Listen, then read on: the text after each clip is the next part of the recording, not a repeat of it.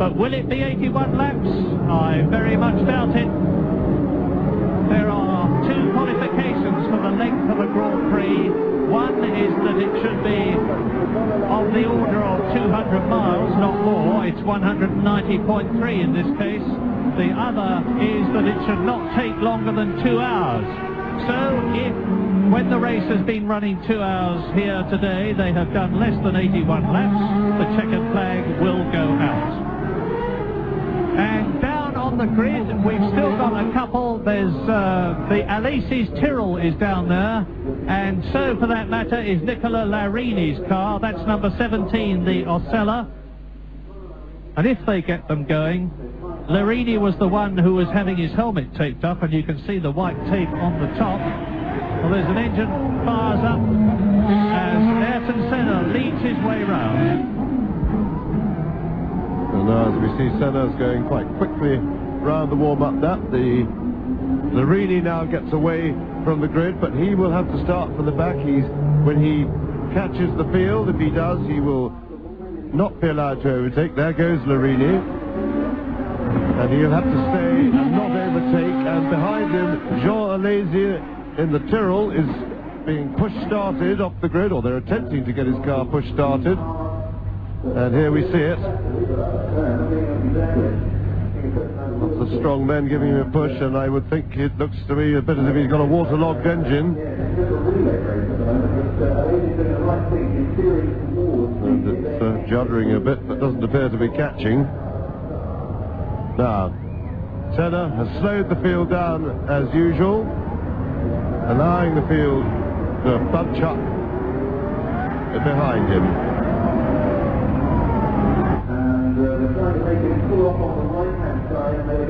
And it looks as if Alesi is being pushed back into the pit road and away to retirement. And of course now they've got the car stuck on the curb, they're very low, no suspension movement, and handling it a bit, but at least he's out of the way.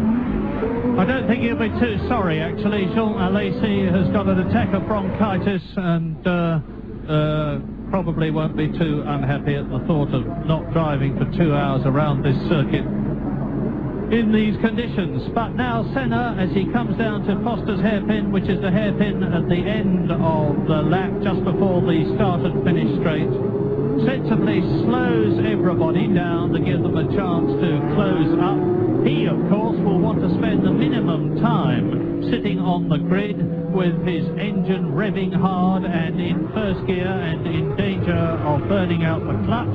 You have to choose exactly the right moment to put it in gear before Roland Brunscheider, who I can see standing on the starter's podium, fires the button for the red light, which will be followed by the green in less than 7 seconds. You look at now, on the right, pole position Ayrton Senna, on the left nobody, Prost is missing. Behind Ayrton Senna, Martini. Behind where Prost should be in the green Benetton, Alessandro Nannini. They're still coming round, and Senna will still be sitting anxiously there. Indeed, he inched his McLaren forward a little bit. There is Arnoux coming through. Larini waving his arms in the background. He stalled his car. He is unhappy. Larini will have to, they may have to abort the start. But you can see Larini, yes, there he is. They're going to push it. I suspect they're going to push his car off the course. They want to get this race going, and rightly so. Yes, the Osella goes. Larini's race is over. The green, and Martini's made a flyer. Martini comes up alongside Ayrton Senna, but Ayrton Senna's got the inside line for the left and right of the S's. This is where Martini nearly lost it on the original start. He does not do so this time. Nannini nearly does in third position. It is it's Boutsen in fourth position as they go through the wall of spray, and Senna has already got a lead. Look at it as we look down from the helicopter as they go round East Terrace Bend and up towards Flinders. It is Senna leading, Martini second, it is Nannini in third position, Boutsen is in fourth place, Patrese in the other Williams is in fifth position, and Senna is sprinting away. So they come round onto the grid for the restart. This will be the second starting of the Australian Grand Prix here in absolutely appalling conditions at Adelaide. Ayrton Senna led those first couple of laps.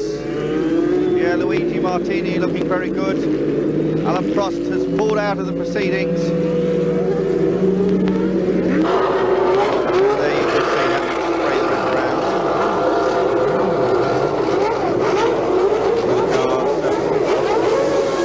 Filtering through our camera now. Can't miss that helmet of Mauricio Gugelmin.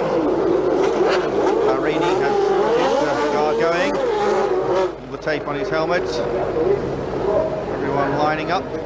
Appears we have 24 cars on the grid now. John Alessi not able to make the restart. Problems with the Tyrrell. And of course there's no Alan Prost either, so just Ayrton Senna on the front row of the grid. Give Nannini a nice slot now to fall in behind Senna. He's got a clear run down to this little left and right hand chicane. And arms waving at the back. Larini's car is stalled again.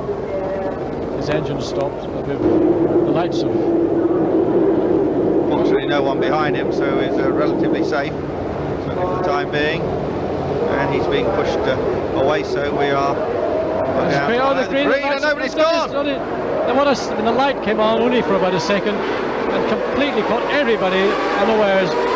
Senna still got the lead, Martini second, Nannini third, Boutsen fourth, Patrese fifth. And look how bad those conditions are. Imagine being in the middle of that.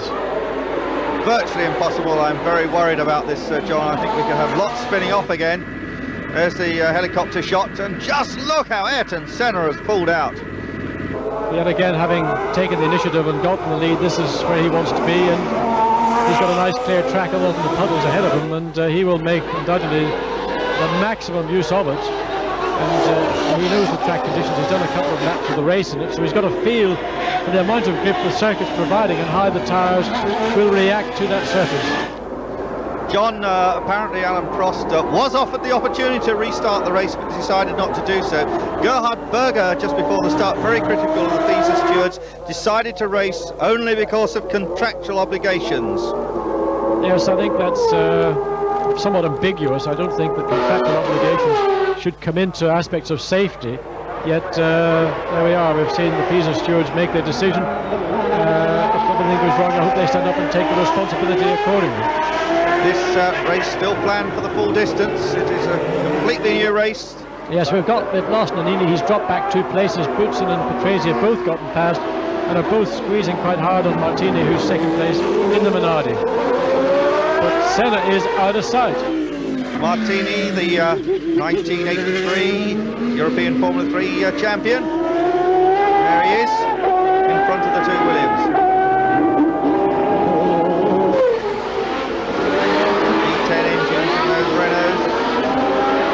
The 2 Williams absolutely side by side. Yes, just skating off the curves as they come out onto the pit straight. Patrese pulling quickly over to the right to get some clear air and some visibility. The worst thing you can be is right in the slipstream of another car, because you lose all sense of where you are. Boutsen's having a big go. He's having a look. He's quite determined to get past Martini very, very quickly indeed. I'm sure Martini doesn't see very much, but Boutsen slipped through. No! Oh, gives him the big shot. He certainly did. I don't think even Martini can see him. I mean, he's just focusing on what's ahead of him. What's behind of me, boy, you just keep an eye out for yourself, because I can't. That car snaking all around the Adelaide street circuit.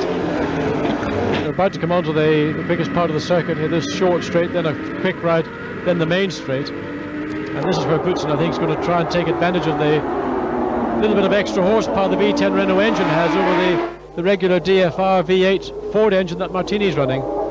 Senna, Martini, Boutsen, Patrese, Nannini, De Cesaris behind that. It's Mansell, Caffey, Modena and Brundle. Those conditions are bad, look at that.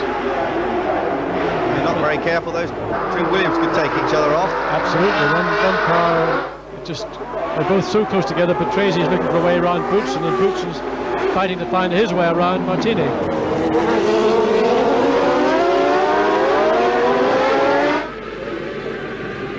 This is not a part of the circuit, I think, that Boutsen wants to try and pass. He just wants to prepare himself for this next little short straight past the pits. If he can get on the gas early, he might get on a slightly better line out of the corner and pass Martini into the quick chicane. Lap 3 of the 81, Ayrton Senna already 8 seconds ahead of this bunch. He's not quite, look, the camera foreshortened it a little bit. He's got the right idea, but he hasn't quite got the opportunity yet to take advantage of the better acceleration off the corner.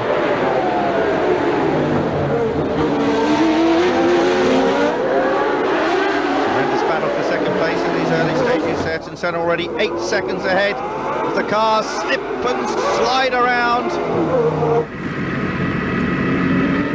Yeah, Luigi Martini. Look, there we go. He's gone through. Oh, no. My goodness. Martini pulled over to the right to take the line for the left-hand corner, then following through the right. Patrese hovering very, very close to Boutsen's gearbox. He's looking for the opportunity which may be presented to him by these two, Martini and Boutsen, sort of actually slowing each other down. And Boutsen's done it. He's gone through. Good move. Boutsen into second place. Martini now third. Patrese fourth.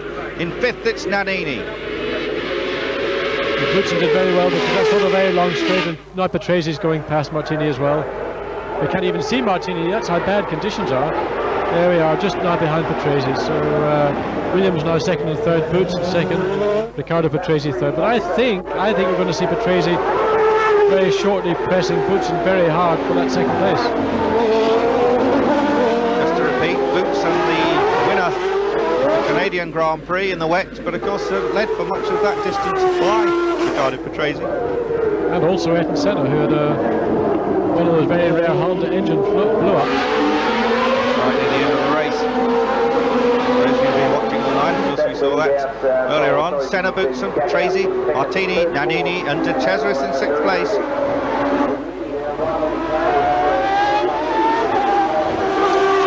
This lap 4 of the scheduled 81. We doubt if it's going to go that long. We think the race will be checkered flagged at 2 hours.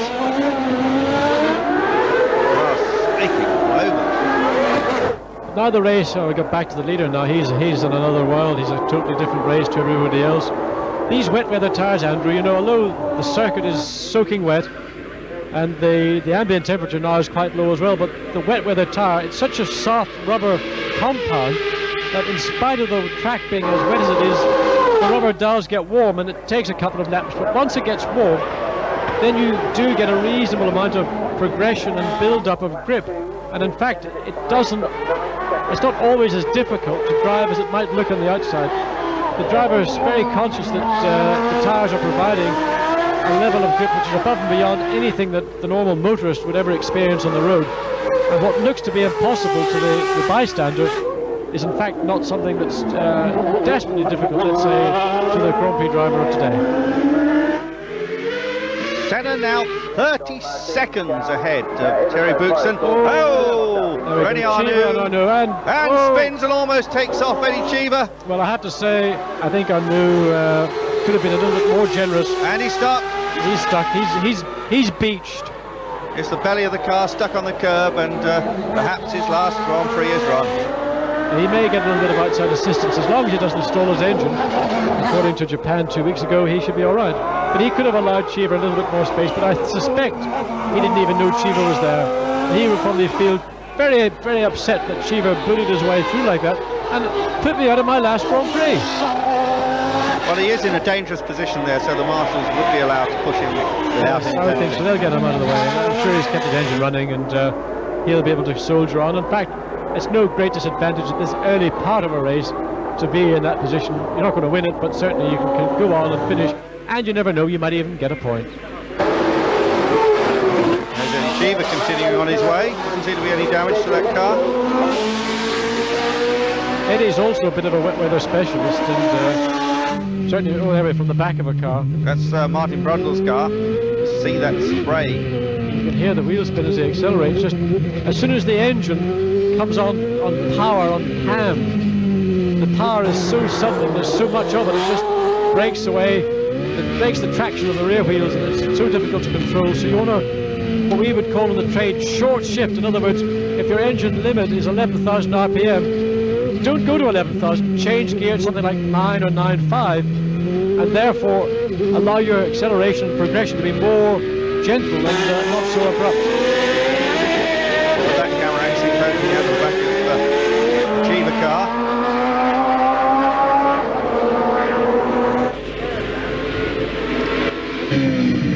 Just look at that.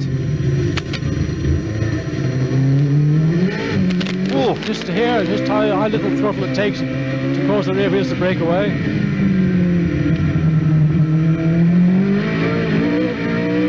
Riding with Derek Warwick. And lurking out of the spray is Derek Warwick's car. Derek Warwick currently in 9th position. His final drive for Arrows before he joins that Lotus Lamborghini. You have to get used to saying that next year. They're the man who is in a world of his own. He lives on the planet Pluto, as Mark Donoghue once said to me.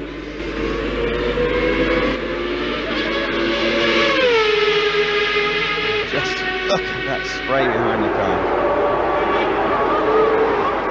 Car's still twitching, John. Yeah, he's not hanging around. I mean, he's got a 30-second or something lead in the race. There's Arnaud's finally given up the ghost.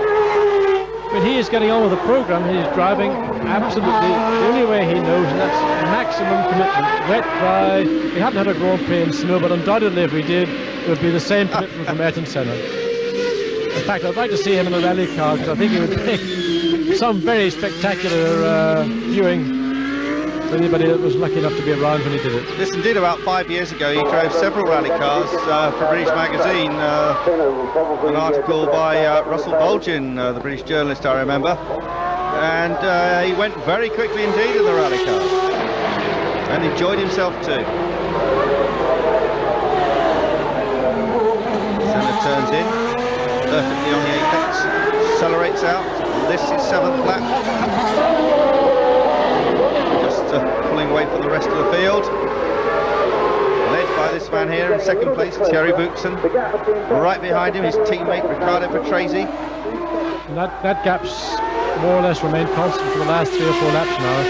Patrese is not getting any closer to Buxen, but maybe he's quite content just to sit there. Though I would personally, if I was in Patrase's position, I would drop back a little bit and just get out of the spray, or else make a major effort and try and get past him, because Lacey having a little skating match. At least he got very, very pretty, wasn't it? Yeah, Give got him back 8 out of 10 for that, I think. And the name of the new Japanese sponsor on the side of the car. That sponsor actually purchasing part of the Tyrrell company, we're led to believe.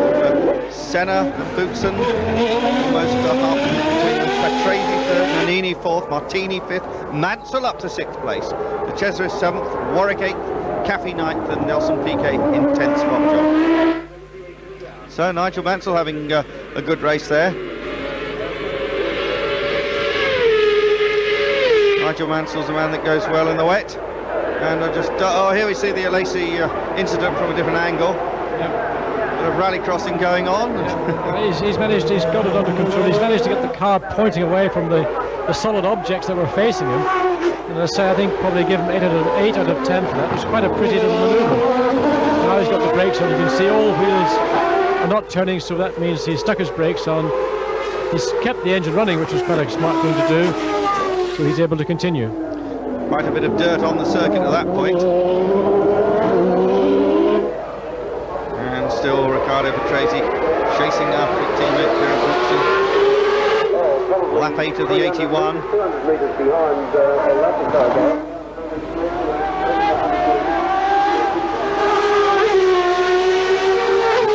Yellow flags wave Yes. going into that one. Oh, it's Berger. Oh, yes, Alio and Berger. Yep. Oh, nice and he one. rides over him. And the two cars are stopped in a very bad part of the circuit, virtually blocking the entire... and slide through. One of the arches, Guzman slid through there. That's what I think the yellow flags are for. And now they've been pushed out of that position. And Gerhardt's abandoned his car. Alio perhaps hoping to get back in. Let's see it again. Yes, there's a replay of the situation, and Gerhardt a little bit ambitious trying to get through at that point. Alio is not the easiest person to pass, and considering the conditions, I think it was ambitious to try and do what he did there. But looking at his comments earlier in the day, I think he would be quite happy not to have to continue in this very, very sodden Adelaide Grand Prix. Gerhard very nearly got away with that. I think he may have got away with it if he wanted to, but he decided not to continue. He abandoned his Ferrari for the last time, and next time he's in a racing car, it's going to be a Marlboro McLaren Honda. Patrese certainly putting the pressure on Terry Boutsen. That spray making it very difficult, but Patrese certainly keeping the pressure up. Look at that mud on the side of the circuit. The Renault engine in the Williams car, Andrew, it's this V10 Renault unit, and one of its drivability factors is quite a flexible engine, and unlike some of the other multi-cylinder engines, the Ferrari or the Honda, the Renault is probably the most flexible of those three, and in conditions like that, if you would have what I would describe as a soft engine, an engine that is, you know, not quite so peaky in its power delivery, it's a lot easier to drive, and you can be more progressive and smoother.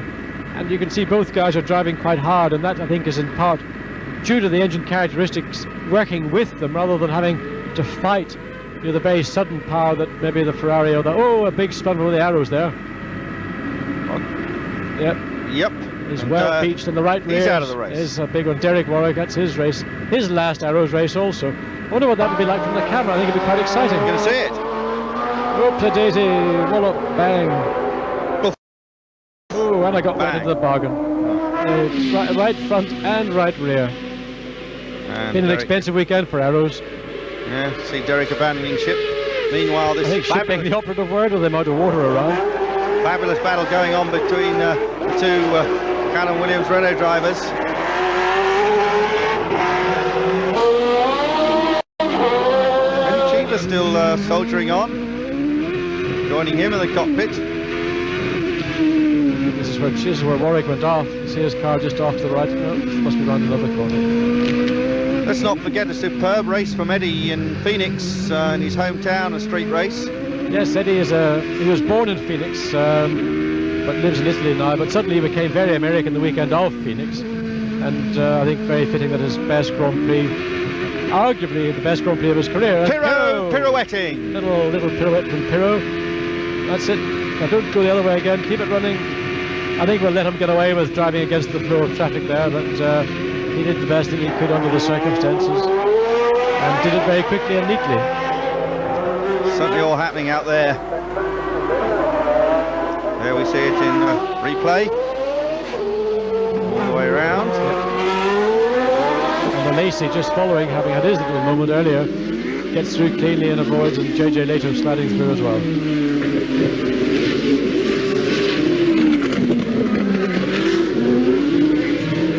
There's Cheever.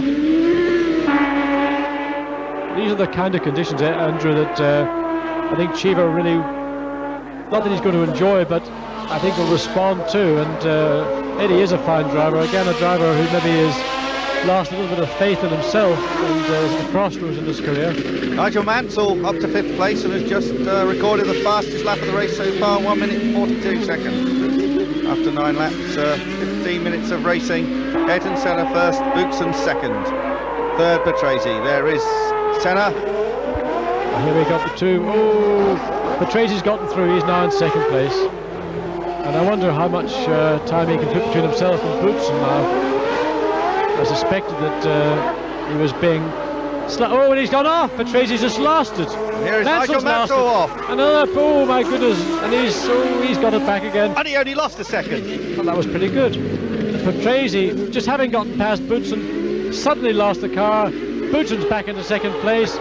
Patrese's back to 3rd again. All that hard work. Look at Mansell, quite lucky here because the car snapped very, very suddenly. Again, it monocoque skated across the curb, and he just kept the car from doing a 2nd loop, and back on the road, and away he goes. So Ginzani just about to be lapped by Boutsen and his teammate.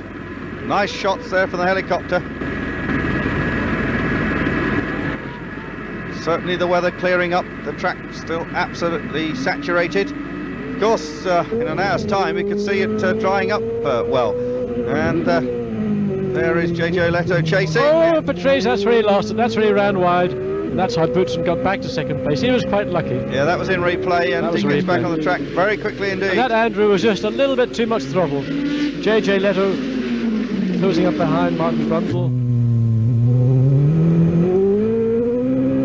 JJ Leto being Finnish probably finds this kind of racing not too difficult, coming from a Scandinavian country where sort of for 2/3 of the year they've got snow and ice. Oh, and Senna looks like he's had it off also. Senna certainly looked slow there. Yes, he did. I think he might have had a minor moment. It really is a bit of a lottery out there. Martin's going to no, he almost lost it. He got off the power, checked the car, but the conditions are absolutely treacherous. And there we see Senna. Yes, he did 360s. No, he did a 720. No, what was it? Arithmetic's run out. He did 2.5 total spins. That, of course, was a replay. Oh, and look at this diving down the inside. Nakajima trying to slide through the inside of Leto. That was ambitious. Yeah, there's a replay again of the spinning Senna. Very lucky not to damage the front wing as it crashed over the curbing. Yes, he got away with that. And certainly he was fortunate because he had two total 360s and a 180.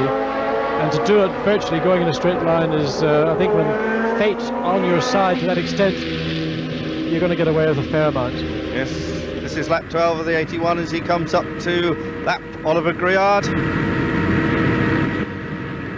Griard, a rookie this year, driving for Ligier, top man in Formula 3000 last year. And there you see the Senna car sliding around Marlboro McLaren.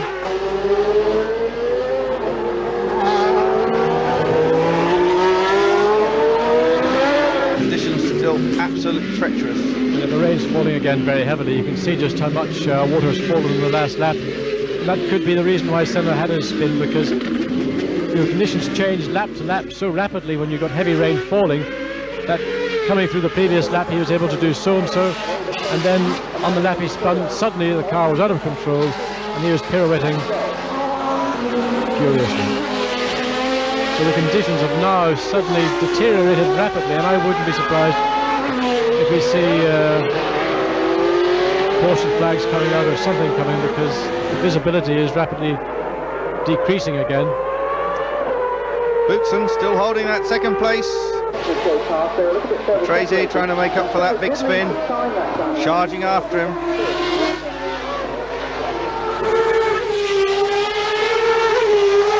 Nannini still in fourth place. Michael Mansell in fifth, despite that hairy spin of his.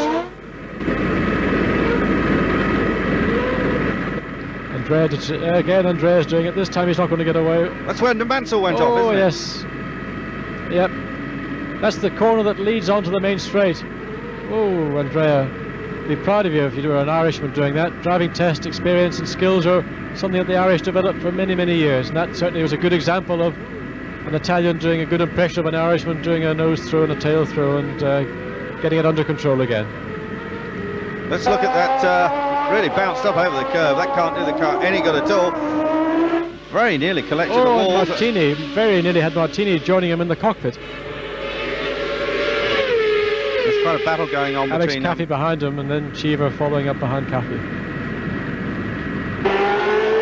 Patrese fighting back again. He's decided that being in front of Boutsen only for 2 corners as it was is definitely better than being behind him, so he's rejoined the attack on Boutsen, and maybe Boutsen will be a little bit more protective to his second place now than he was a few laps earlier. Yes, 24 seconds between Ayrton Senna and the two Williams Renaults.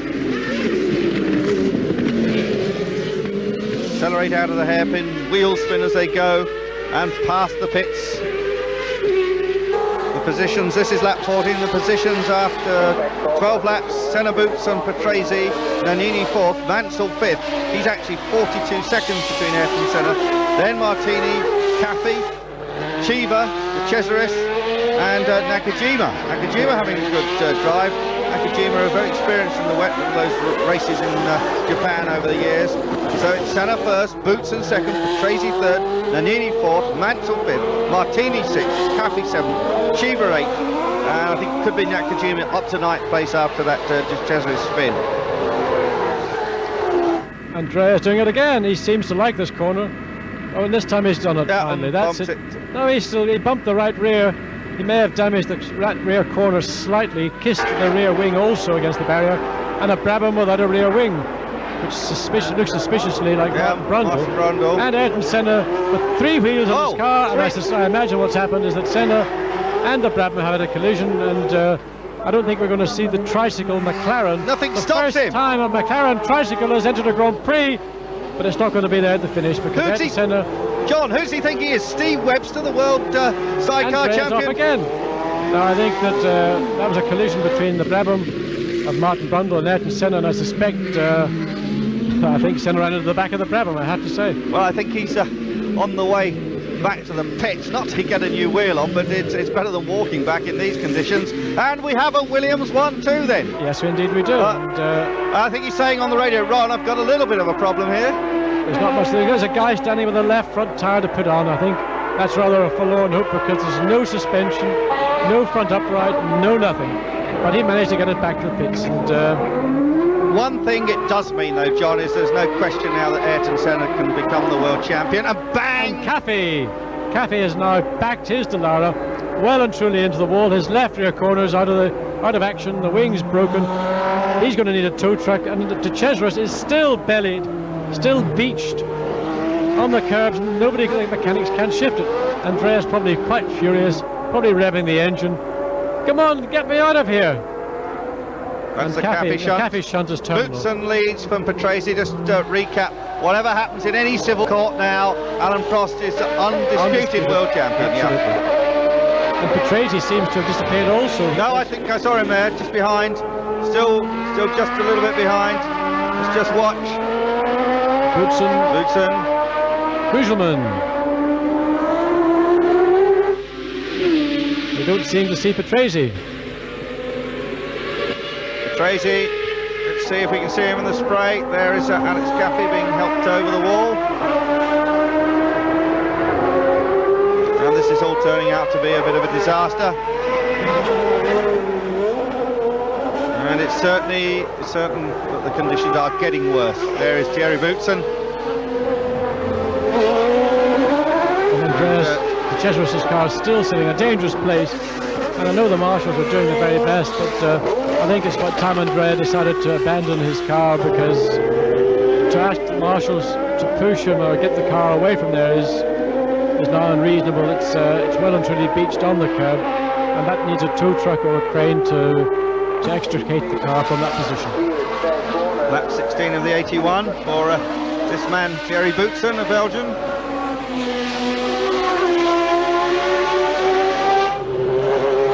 Oliver Grillard is still going there. Boutsen, Patrese, Nannini, Mansell, Martini and Cheever. That's the top 6. Well, while we sort out the muddle, let's take a short break. If the conditions don't improve, they'll stop it and wait to see if conditions improve.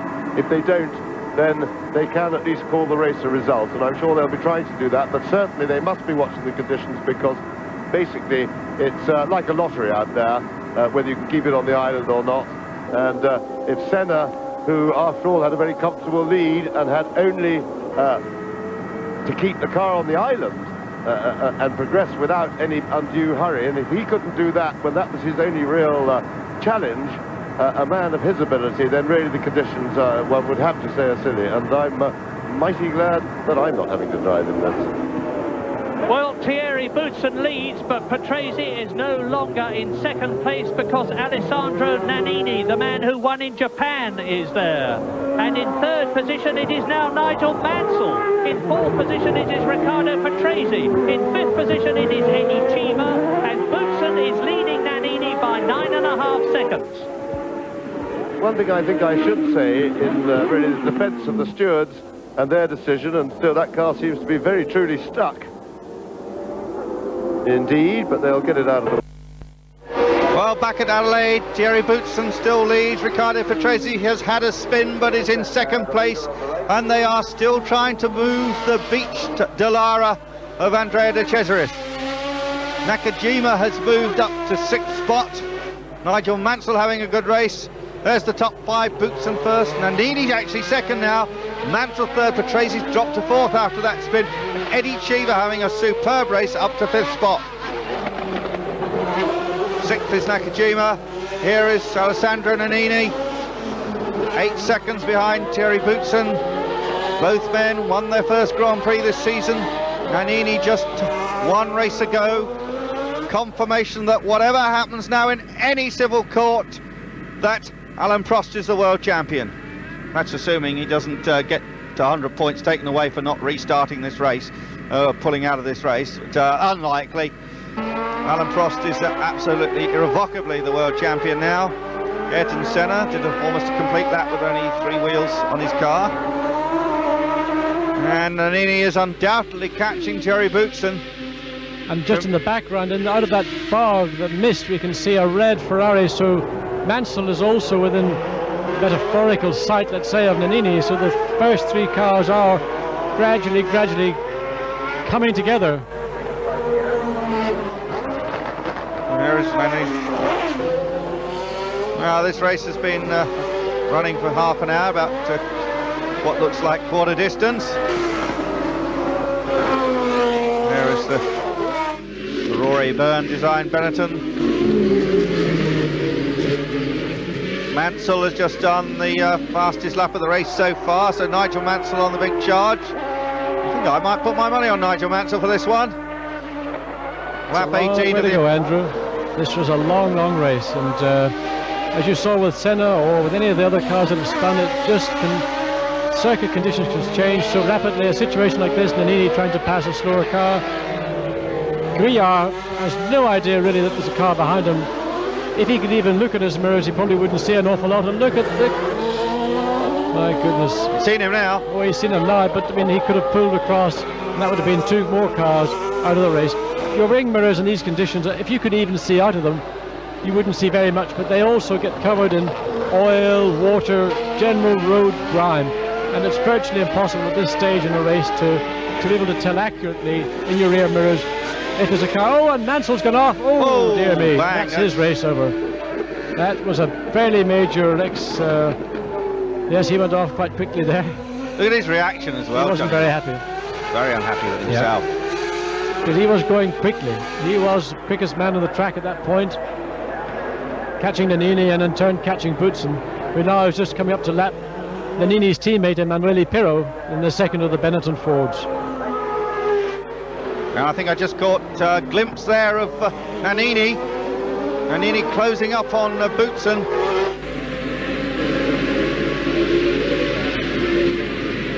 I think we're going to see. And that was a fairly rapid departure Mansell made. There was really no loss of speed at all at the point when he was turning in. I suspect he had a rear brake lock. The car just pirouetted and reversed about 40 miles an hour, I would think, into that tire wall. Damage very minor to the car, but of course terminal to the race. And Boutsen has not been able to get past Pirro. And there is the pursuer. And Nannini is now within about 3 seconds of Boutsen. That's the order. Boutsen first, Nannini second, Patrese third, Cheever fourth. Boutsen will be very frustrated indeed, as Grillard is quite a... Yes, that's not a bad one as well.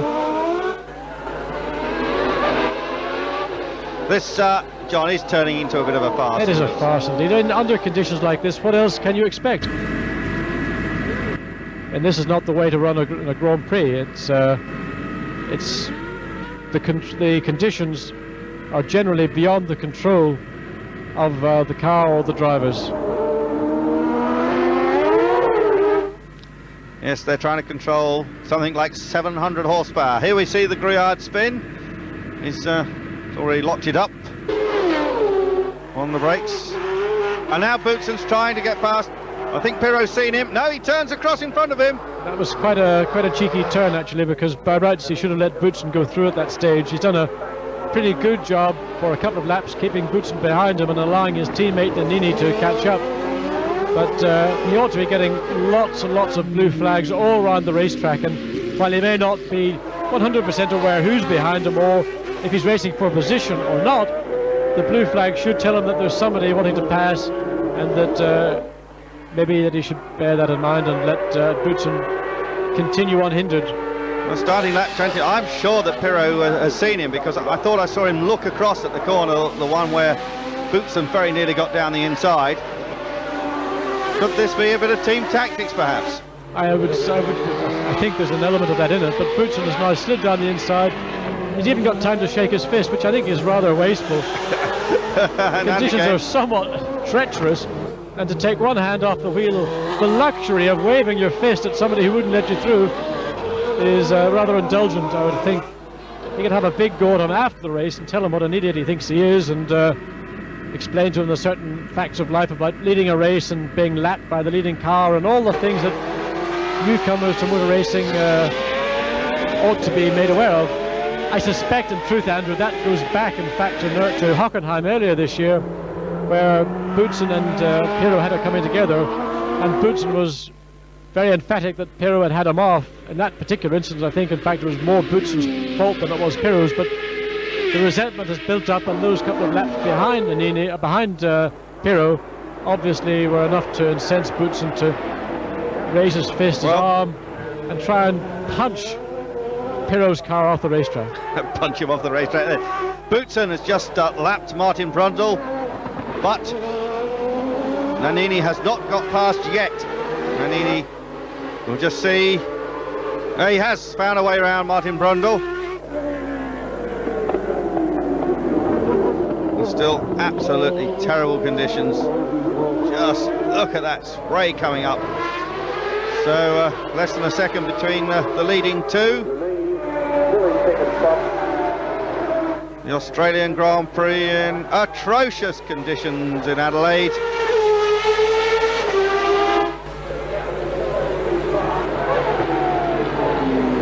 There's the positions after 19 laps. Boutsen, Nannini, Patrese, Chiva, Nakajima and Leto up into 6th place in the Onyx. Yeah, that's a fantastic performance from Leto. It's only he's actually tried to start 4 Grand Prix. This is his 2nd Grand Prix, and I think if he can retain that position, he'll have done an outstanding job, and of course that will enable the Onyx team to remain in the top 10 teams, which is very important for a Formula 1 team. The top 10 teams are those teams that receive travel aid. In other words, money is paid to those teams to enable them to get to a Grand Prix. If you're outside of the top 10, then you have to fund your own way all around the world to the 16 Grand Prix, and that adds a substantial sum to any team budget, and a smallish team like Onyx, any bonus of that nature is a major bonus indeed.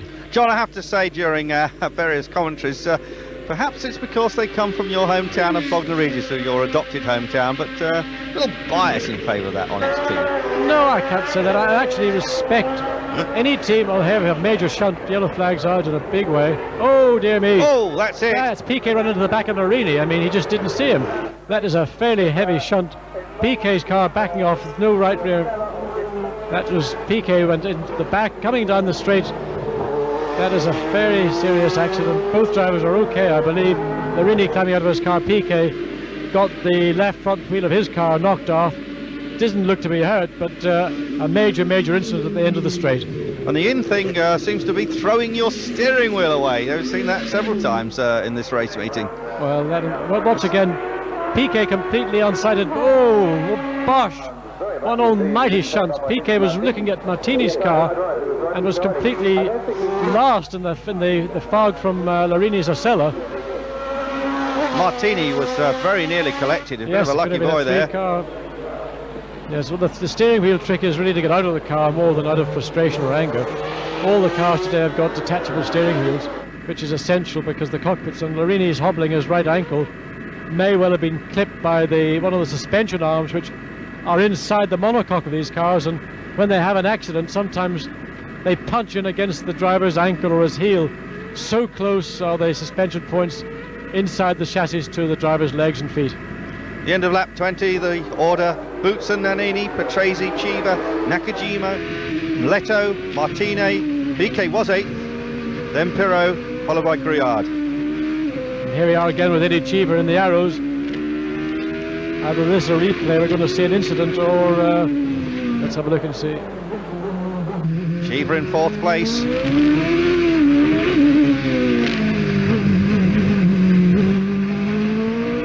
Eddie Cheever in what we think may well be his last Grand Prix drive.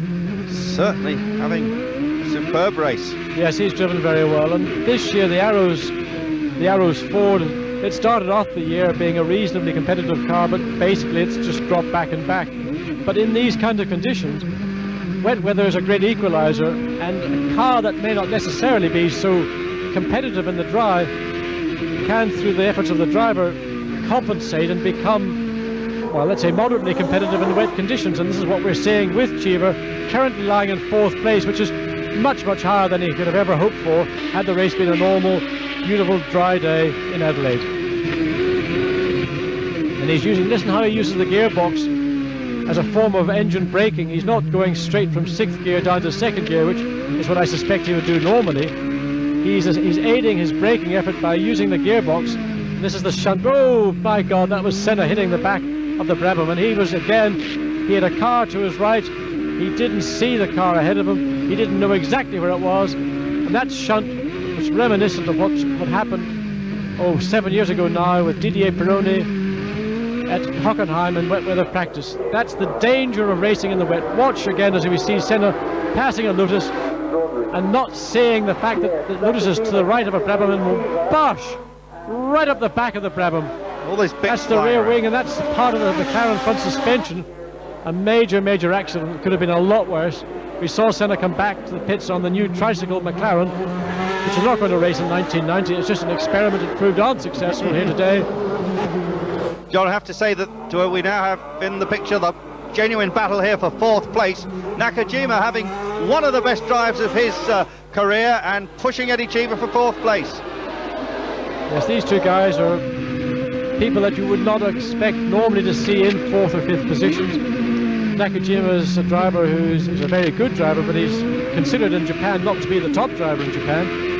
Yet here he is doing extremely well, and also Eddie Cheever, a driver who in many people's eyes has seen the best days of his Grand Prix career. Both drivers doing a superb job, but Nakajima really attacking and having a look down the inside of Cheever, trying to go and have a shot down the inside coming into the braking, but he's not really quite far enough up, but he's going to have a go. No, he's decided against it this time. Here there's Terry Wootson. Wootson still leading. Quite a good buffer over Nannini at the moment, pulled out a little bit.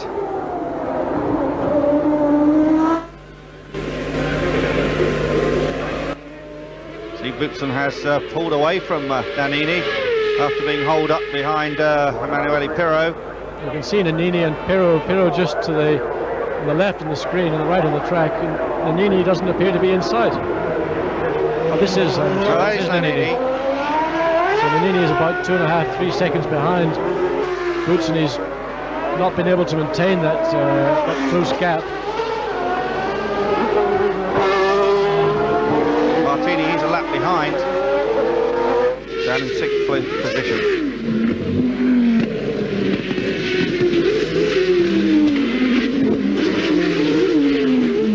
We usually get a superb service from the Longines monitors, but all this rain playing havoc with that, running a couple of laps behind. That's not normal. Normally get an instantaneous readout. There's Alessandro Nannini bouncing it up the curb, John. Yes, I think that's something I would not want to do in wet weather conditions. Anything that's going to unsettle your car on an extremely slippery surface like we have here today is going to make the job more and more difficult. And Nakajima slid through the inside of Cheever, a courageous move. And he's not somebody who's the easiest person to pass, especially when he's in the points, but Nakajima's driving, I think, the best race I've seen him drive in his 3-year Grand Prix career. Yes, he has had one 4th place in the past, and Gruyard going for another spin. Yes, another one. Whoa! A big one as well for Gruyard. He hit that wall very hard. Right rear, right front corner, demolished the rear wing, splintered into a million parts of carbon fibre and honeycomb. And that car in a very difficult place, in fact. Yep. I think that's a car that's not going to be moved again easily. It's got to be towed away by one of the tow trucks, but he hit the wall quite hard there. That's going to be a whiplash situation for his neck, and tomorrow morning he'll wake up feeling a stiff and sorry boy. Yeah, this is lap 26. Well, it is off the racing line. There's Boutsen going through. Boutsen being chased by Nannini. Patrese is third. Nakajima now fourth. Shiva fifth. Leto in sixth position. This chaotic Australian Grand Prix held in these appalling conditions. We had one full start, 4.4 seconds then behind Boutsen and Nannini. But we're just over a quarter distance, Andrew, although the race will not go the full 81 laps. I suspect it will be somewhere in the low 70s by the time the 2 hours is called. But there's a lot of motor racing left to do, and there's no need for Nannini to push desperately hard at this stage of the race. As long as he can keep contact, certainly keep visual contact with Boutsen, he's going to be in good shape. And then the last quarter of the race, and the team will make him very well aware of when the last quarter is about to start, he could then make a final concerted effort to take victory from Boutsen on a very, very miserable and sodden Adelaide racetrack. You saw Boutsen had quite a big moment just a couple of corners ago. Car snapped out of line, and then he quickly flicked the wheel and brought it back straight again. Terry Boutsen then leading this motor race.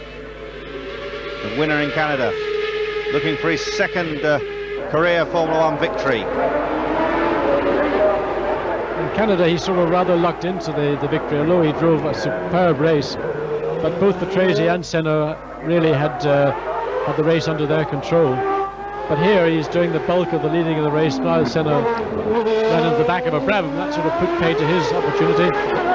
And Boutsen, if he can maintain this lead, will then, I think, re-establish some of the faith that was lost in the Williams team this year.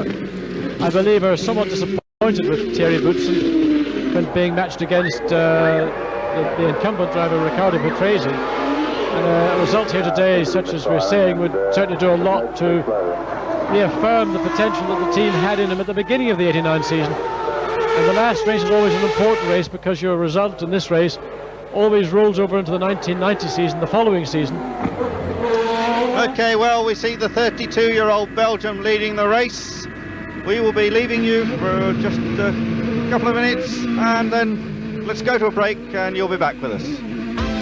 But he seems to be struggling to stay with the others. He's dropped back a bit behind Leto already. Yes, right off the cam in that corner. Not that I'm blaming him in the least. Conditions, as you see, the water streaming up over the side of the arrows are truly appalling. With Thierry Boutsen leading on now, the 27th lap. I've got one eye on the flag marshal at the start and finish point, and another on the monitor. And he is now 5.4 seconds ahead. Glenn Dix is actually ready with the red flag, I can tell you that. And Glenn Dix is the man who would operate the checkered flag to finish the Australian Grand Prix. We're seeing blue flags out here now. That means there's someone behind you who wants to pass. Yes, well, the rules state that if they're going to stop the race now, and once they've got past 1/3 distance, they then can stop the race, have a delay to see if the weather improves. If it doesn't and it remains too dangerous to continue, they can then declare it a result, but it is only a half Grand Prix in that they have half points. If the race reaches 2/3 distance and then gets stopped on the grounds of safety, or if it passes 2/3 distance, then it is a full Grand Prix. But if they stop it and hold it for a while and then restart it, it becomes 2 heats that add together, and it's a full race. So they can restart later if the weather improves. Glenn Dix holding the red flag on the rostrum, so he may well be considering wielding it. No, I think not. We've just had a message from race control saying that they have absolutely no intention of stopping the race, which is good news. Hey, Andrew, I think Eddie Cheever's car has picked up some of the debris from that shunt with Piquet and Larini. There's something stuck under the bottom of his car between the two wheels, and it's dragging along underneath the car, and it probably is affecting Cheever. He doesn't know what the noise is, he can't see anything, but it's worrying, and it's something, of course, the race officials, they may see, and they may well want to bring him in and get that stuff cleared from underneath his car, because it could be a potential hazard. But Cheever will not want to come in. He's in 5th place right now, and he will not want to give up that 4th place. In fact, he will not want to give up that position for anything. Terry Bootson finding his way around the Brabham. That's Modern's car.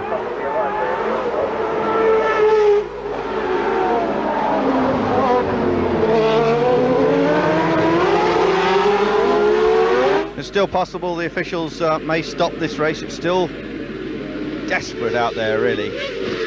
But unlikely they would do it unless it starts to even pour down more before 2/3 distance. They could decide to call it. I mean, if they feel that there's no purpose going to be achieved by letting it go on beyond the 2/3 distance, it may well be called a race.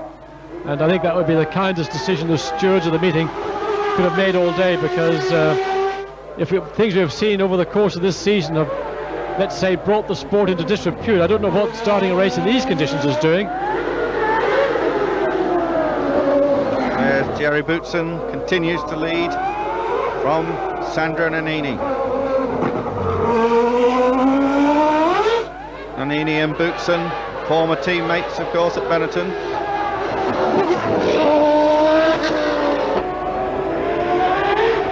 Alio Berger already out, De Cesaris is out, Warwick is out, Cappy's out, and somebody else, Senna's out, and somebody else abandoning ship there. I have a feeling that was JJ Leto. It looked very like the Onyx and Leto stepping out of the car, but we'll have to wait and get an update on the lap chart next time around.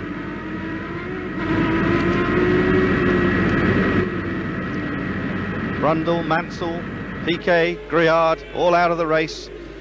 Current positions after 28 laps: Bootson, Nannini, Patrese, Nakajima. Have to wait and see about Leto, but it should have been Leto next.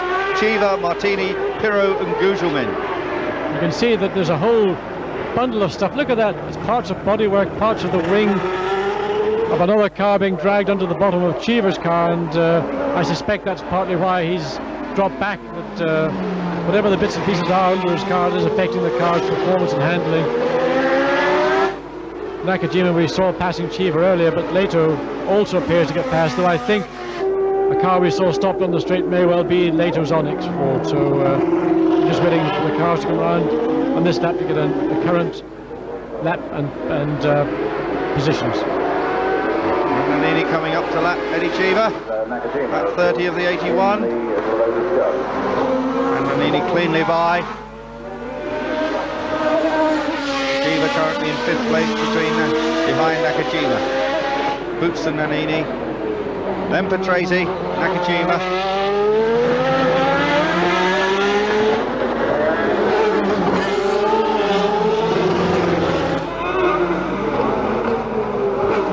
Nakajima's best ever result is... Look, you can see what it is. It's part of a rear wing support, I would think, the lower beam on the rear wing, and it's got wedged.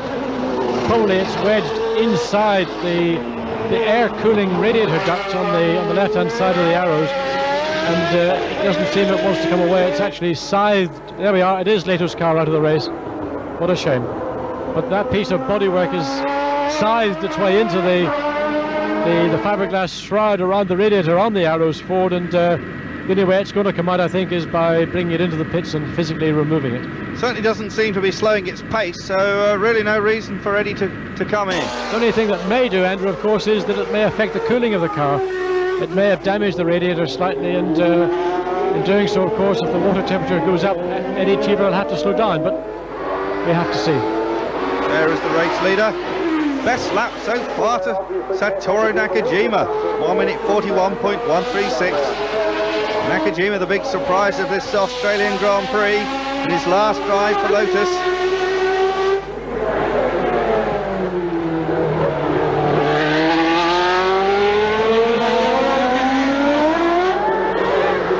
Bootson with another man to lap, coming up behind Mauricio Gugelmin. That's the relative positions of the 4 leading cars.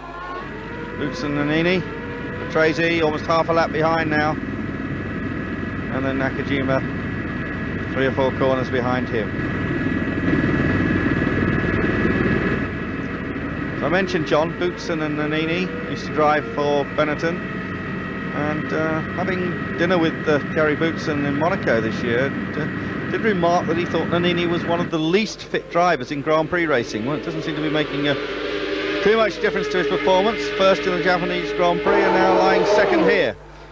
I think fitness is something that's individual, that some drivers can be extremely physical fit, but they may not be particularly strong in a race. Race stamina and race fitness are two different things. Another driver who was never considered to be physically fit, used to smoke a lot, eat whatever he liked, was another Finnish driver known as Keke Rosberg, and when he was with McLaren, with Alain Prost, it caused a lot of problems between the team and Keke, that Keke would not accept the Willy Dungal training regime, which all McLaren drivers were obliged to take part in. Keke refused, said, I've been able to do a good job as the way I've done over the last number of years. I'll eat what I like, I'll smoke what I like, and I think fitness and race stamina are two individual and separate things. But I think I can understand Boutsen's comments about Nannini's fitness. If you asked him to run 100 yards with the amount that he smokes, I doubt he would make it. Just tell us about that Willy Dungal regime. What are you allowed to eat? It's all muesli, is it? No, not at all. No. We're not nut cutlet fans. But Willy Dungal has got a program which racing drivers, principally Niki Lauda, instigated, and it's just about eating sensibly. It's something that we all should do anyway. We don't have to be a racing driver to eat sensibly, but it means eating a lot more carbohydrate, let's say, than proteins, and eating sensibly, carefully, eating whole, fresh vegetables, fruits, very little red meat, more chicken, fish, cut out fatty things, not too much egg, milk, cheesy things. It's basically just common sense, and link that diet into, I would say, quite a gentle training program. It's to build confidence and self-belief. I experienced it, I know it works, and I think that Keke, in this instance, it's never often that you can say Keke Rosberg is wrong, but in this particular case, I think he would have benefited from that particular program with the Dungal School of race training. There is Alessandro Nannini, Keke Rosberg, a man who toyed with the idea of making a comeback this year. In fact, he actually took part in the Spa 24-hour touring car race in a Monitron sponsored Ferrari, and didn't have a too happy time with that particular car. I think he was sorely tempted to make a Grand Prix comeback. Boutsen, Nannini, Patrese, Nakajima, Chiva and Martini. That's the top six currently.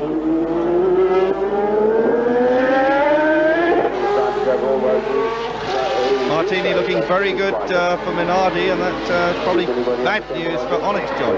Yes, it is. If Martini stays in 6th place, he gets 1 point, and that puts them, both teams, an equal number of points. It would be 6 points apiece. So it would come down then to individual results through the rest of the season. And at this minute, I think that probably it would favour the Minardi team to be the 10th of the top 10 teams for 1990. So it's Onyx are really on the bubble right now. Yes, well, Jerry Boutsen, of course, is one of the drivers who didn't really want to start this race. I think he's pretty happy with it now. And once, I've seen these situations before where drivers, a group of drivers or one driver are adamant about not racing in certain conditions, but generally speaking, once the decision has been taken and you either go along with it or whatever, you start the race. If you're a racing driver, and all these guys are, you get out there and you do the job that you're there to do. And that is, if you like, on one hand, the weakness of a racing driver, on the other hand, that's their strength. So when they get into a racing car and start to drive, if you're in Formula One, you drive, you don't fiddle around. And There's Riccardo Patrese in 3rd place. Patrese had a couple of lurid moments, now 30 seconds behind Sandro Nannini in 2nd spot. Sandro Nannini, the man from Siena. Drove, of course, for Minardi prior to moving up to the Benetton team. Made his Grand Prix debut in Brazil in '86. Certainly hasn't been racing as long as this man. Riccardo Patrese has been racing in Grand Prix longer than anyone else, over a decade. And a man who's matured enormously over that period of time. As you said, John, A long time ago he was the bad boy of Grand-Prix racing. Now he's certainly one of the most popular men around. Yes. Well respected. And really, most importantly, I think very well liked and respected by the Williams team. They find him a great pleasure, let's say, to work with, because his willingness to drive any time of the day or night, and he's a very good team member. It's an important element in any team. And we've seen how disruptive two drivers such as Prost and Senna together have finally proven to be. It's important that a team should be a team, and part of the harmony in a team is the relationship between the team and its drivers, and that the relationship, of course, between the two drivers within the team. And Williams seems to have a very good relationship with Patrese. Boutsen undoubtedly will improve that position for himself with the team if he wins here today. Nakajima following him. Nakajima in 4th place. He's had 1 4th in his career previously. I think this 4th place is a more round one than the first one he had. This is an outstanding drive from Nakajima's day, and really the guy has got talent and ability. It's just he hasn't yet found the true slot for him to display it, but here in the wet he's doing a very impressive job indeed. Yes, he's joining Tyrrell, and the strong rumour is that Tyrrell in 1991 will have Honda engines. Yes, they're going to become like a B team to McLaren. They will be supplied with the current V10 Honda engine, which in 1991 will become exclusively theirs, and McLaren themselves will move on to the new announced V12 Honda engine, which was shown at the Tokyo Motor Show just last week. Frank Williams in the pits. Only 9 cars left in the race. Boutsen, Nannini, Patrese, Nakajima, Chiva, who's 1 lap behind, Martini, Pirro, Gugelmin and Modena. That's the only 9 cars still running. How many of these boys can keep it on the island? There is Thierry Boutsen.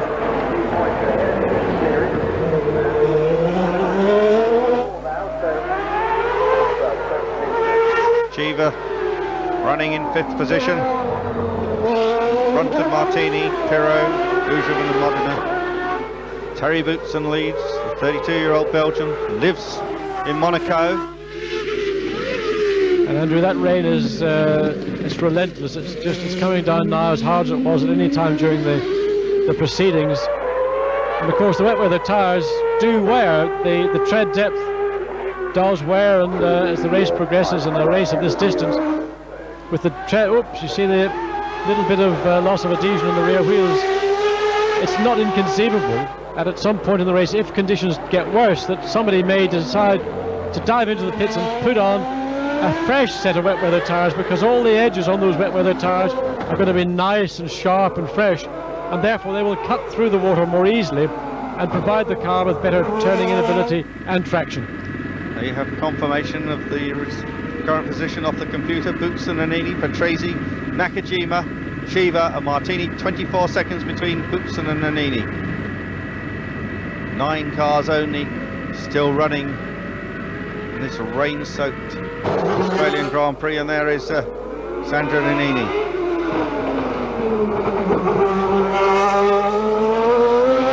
Nannini, whose sister is a famous pop singer in Italy.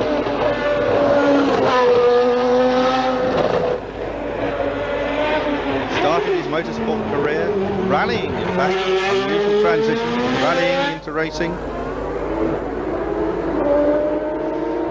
The race has gone an hour, so in theory we're at half distance, unless it really does speed up very quickly. And that looks unlikely with the rain still pouring down. This is lap 36. Huge rooster tails still spraying out behind the cars. Well, the circuit is getting wetter and wetter again. The rain is quite heavy right now, and with fewer cars on the racetrack than we had at the start of the race, of course, there's going to be more laying water, more sort of loose water, and a problem we saw earlier in the race is people going out of control on puddles, and of course we're going to be now confronted with the same problem, and with only 9 cars, as I say, that problem could become quite a major one. Past the pits again, a multi-sponsored Benetton. at of course, roughly one of the largest chains in the world of clothing stores. It's up by the Benetton brothers.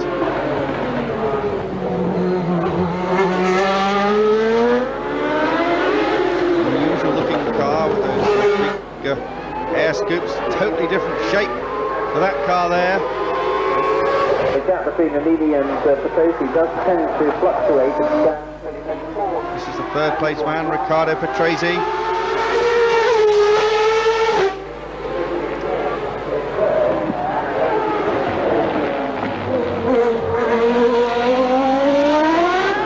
There is Petrosi, the rain just torrenting off the tyres. Petrosi doesn't seem to be sliding about quite as much as Nannini. And here's Martini just about to be lapped by Nakajima. Just over half distance as Martini almost has Nakajima off just over half distance. So let's take a short break. Avoid condensation. Nakajima doing everything he can to find a way through and succeeding. Well, the Japanese driver really is driving the race of his life, as James has said. The highest he has ever finished before was 4th position. He's had a 5th position, he's had a single 6th place too, but today he looks as though he's going to at least equal his previous record. Improvvisa prestazione del giapponese che si sembra particolarmente a suo agio su questo terreno bagnato. Palazzoli. Forse anche molto felice dal fatto di aver firmato un contratto, era a piedi, perché la Lotus l'aveva messo a piedi, la Lotus l'anno 21 dovrebbe correre con Warwick, anzi correrà con Warwick e Donnelly, e Nakajima era a piedi. In occasione del Salone dell'Automobile di Tokyo ha fatto una conferenza stampa e ha dichiarato che correrà con Tyrrell, porterà sulla tuta la sponsorizzazione Honda e che addirittura nel 91 dovrebbe portare i motori Honda, non si sa quali di preciso, se 10 cilindri Honda, che è un motore che costruiscono sempre nell'ambito Honda, porterà i motori Honda a Tyrrell. Ecco, a questo proposito però c'era stata una precisazione proprio l'altro giorno di Tyrrell, il quale aveva detto che probabilmente questo discorso vale per il 91, per i 10 cilindri appunto. Ecco, intanto avevate visto il distacco di Nakajima da Patrese, che è saldamente in terza posizione. Prima e terza dunque dei due Williams erano di Butzen e di Patrese, con Nannini brillante protagonista dopo aver vinto il Gran Premio di Suzuka. Effettivamente quando si riesce a rompere il ghiaccio, a vincere la prima corsa, poi tutte quelle che seguono sembrano relativamente più facili, perché non c'è più questo terrore di vincere che and 6th Martini, and there is Pirro, who is lying in 7th place. And he's flinging his Benetton round with a fair amount of confidence. It's something that you don't see too often. Here's Chiba coming. Yeah, he's still got all that bodywork attached to the bottom of the car. So the car twitching around. There's Eddie Chiba with his characteristic crash helmet, with the American colours on it, as we ride with Eddie round the rain-soaked Adelaide track. This track, the 5th running of the Australian Grand-Prix. No Australians in the race, John, since the days of Alan Jones and the Beatrice team. Every year seems to be discussions about one of the Brabham sons getting in the race, either Jeff or Gary, but hasn't come to pass. Yes, there was a very strong possibility one of them was going to make it for this year, but of course teams really aren't in the position to run third cars these days as they were able to do many years ago. It was traditional that the last Grand Prix of the year, wherever it was, they'd run a third car for whoever was considered to be the best local driver. But now teams are really committed to running 2 cars, and a third car is something that's unlikely to be seen anymore. Certainly see from these cockpit shots how hard Eddie's having to work to keep it on the straight and narrow. Well, it's a well-earned day's work if he gets to the end of this. The traction and the grip on the circuit is very low, and it's just a question of being absolutely sensitive, but also you've got to develop a rhythm. I've talked about rhythm in the dry, but rhythm in the wet is equally important, and in fact the amount of sensitivity that a driver has to put into driving in the wet, the timing of everything you do, your gear changes, your braking, how you turn into the corner, how you pick up the throttle and apply the throttle on the exit of the corner is all so critical. And you can see the little flicks on Eddie Cheever's hands as he corrects the car under acceleration. It's just so minute, and all those inputs that your body is feeling, mainly through your backside anyway, are so important to keeping the car under control. And also you can see all the abandoned cars around the circuit from yes, that. Right now the circuit is a junkyard of Formula 1 cars. I don't know how many of those cars around the circuit are going to be usable in the future. A few of them I think are going to be binned when the teams get back to Europe. There's not much they can do with them, and such is the penalty of driving a Grand Prix under these conditions.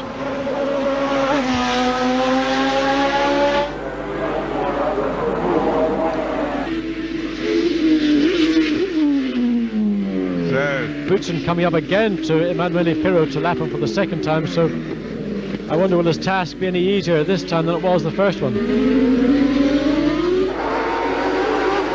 He took a very tight apex round at hairpins, slid the back end out. Now he's trying to find that way through the murk and gloom.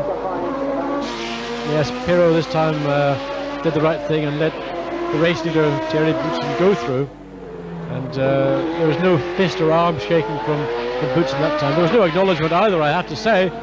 They should have contrasted the one with the other, I think.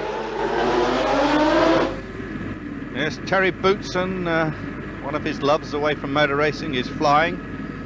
He's not actually moved into the jet brigade yet. He's an ambitious young man, and he's making his way forward in the aviation stakes. It will probably not be very long before he can find a citation one somewhere that can be bought very reasonably and put him into the jet stakes. Ex-Nelson Piquet, probably. Well, probably everything's ex-Nelson Piquet these days. So there we follow from the helicopter, and there's Martini, still soldiering on. And just look at that ball of spray, you can see. These conditions are appalling. I mean, that is just the worst conditions I've seen for a Grand Prix in a very, very long time. Canada, we know, was very bad, but we had long periods where the rain didn't fall, and this is much, much worse than anything we've seen, certainly this year, and I've seen in a very long time. So I think we have to go back to that Monaco Grand Prix where Prost just beat Senna in the Tolman.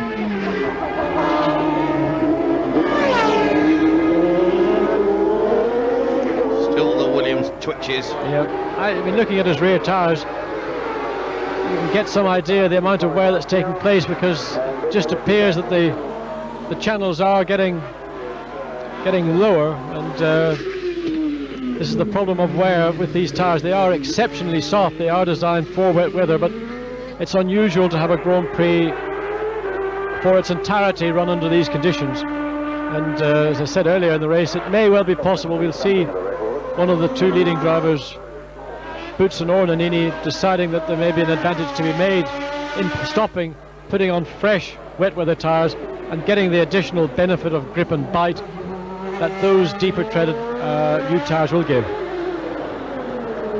Well, for anyone that's just joined us, to remind you that the Australian Grand Prix started late because of a downpour.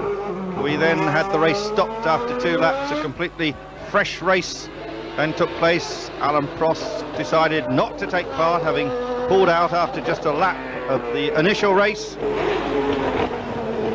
And the race looks as if it's going to go the full 2 hours, just 9 competitors left in the race. And then he looks at his mirror, can see precious little from it. There is Boutsen, having just found a way around Martini.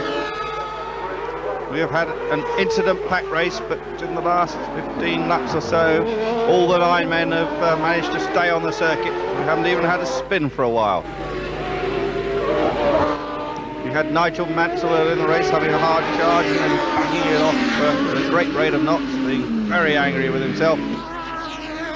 Yeah, he was at that point of the race, he was the quickest man on the racetrack, and Nigel was charging, and we know how wonderful his ability is in the wet. We look back at 87 at Silverstone when he drove a storming race.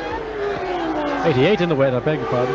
And he was very, very upset with himself indeed. You could see as he got out of the car, he hammered the steering wheel, threw it out of the cockpit, and a very upset Nigel Mansell walked away from the not too severely damaged back end of his Ferrari, but certainly it wasn't going to see much more racing today.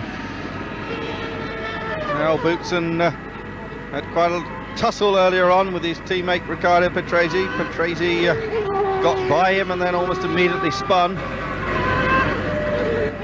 You see on the road, Andrew, all these markings, these are the normal road markings for day-to-day traffic in Adelaide. But those markings are real little sort of traps for drivers to fall into, because if you're accelerating and your car hits one, particularly those broad arrows, the grip, the cohesion on that surface is very, very low indeed, and you get an imbalance. And those things are things you have to watch out for. Those are the kind of little hidden areas that a Grand Prix driver on a wet track like this has got to take into account. And it's especially on a road circuit, because we don't have indications on the racetrack, on a normal racetrack, where you've got to stop, where you've got to point, what you've got to do. We just saw for the caption the gap now 17 seconds, from 22 seconds down to 17 seconds between the leader, this man Thierry Boutsen, and the man chasing after him, Sandro Nannini in the Benetton Ford. This race far from over yet. We expect it to go the full 2 hours, when they will then have to checker flag the race. 9 competitors left running. The race last year lasted just an hour and 35 for the full 81 lap distance. This year it seems sure to go the 2 hours. This is going to be the longest 2 hours, I think, of any driver's career. At this stage in the race, you're looking at your pit board, you're talking to your pits, you're saying, how many laps have I done? How many have I got to do? And each lap, I would think, here is like a Grand Prix distance in itself. It's one of those races that you think you're never, ever, ever going to see the end of. It has indeed been a fascinating Grand Prix season this year. This is the first year since the turbochargers were banned. It's certainly pepped up the season. We've had that incredible struggle for the world title between Ayrton Senna and Alain Prost, which has gone Prost's way to give him his 3rd world championship. This is Pirot, the man that was brought into the team to replace Johnny Herbert. Pirot, it has to be said, has been something of a disappointment in that car. A man who did many of the testing miles for McLaren. Experienced racing drivers, spent a long time racing Formula 3000 cars, both in Europe and Japan, as he now comes up behind Martini. He's just about to take a place, I suspect.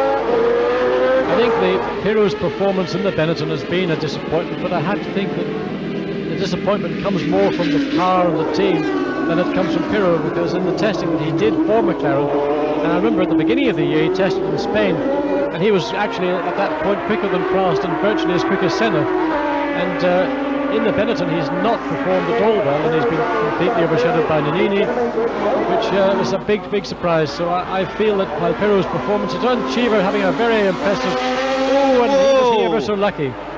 Was he ever so lucky? But he stole the engine. Will he be able to fire that up again, John? Well, if we believe what we saw in Japan, if the car's not in a dangerous position and the marshals push start it, then it's an illegal start, so he's out of the race. Those Grand Prix cars years ago used to have starter motors on, but that's not the case anymore. No, starter motors are not permitted any longer. So if you stall the engine for any reason, in effect you're out of the race, unless the car is in a dangerous position. And I would imagine that the marshals would deem the car, in this instance, not to be in a dangerous position. But that was a fairly long and interesting experience. Eddie was going quite lucky not to hit the tire wall, but he had his foot in the brakes. You saw the wheels weren't rotating as the car was sliding, and he lost the engine. And there you see a totally frustrated Eddie Cheever walking away from what was going to be, I think, his race of 89. Could have eclipsed his result in Phoenix. Eddie Cheever perhaps walking away from a long Grand Prix career. not expected to drive in Grand Prix racing next season. Revised position, Boots and Nannini, Patrese, Nakajima, Martini and Pirro up in the points. And Martini is now the sandwich in the Benetton, is the meat in the Benetton sandwich. Got it right all the time. Just 8 cars left running then.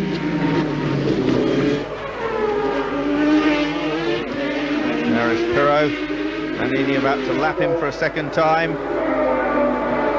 And Martini now back into 6th. Martini is now running in 6th place, Andrew, that Pirro must have, he passed him, took 5th place from him, so Martini is back to 6th place. Just getting that one last point in the championship at this present stage. Indeed, it will be a vital point for that team, Minardi.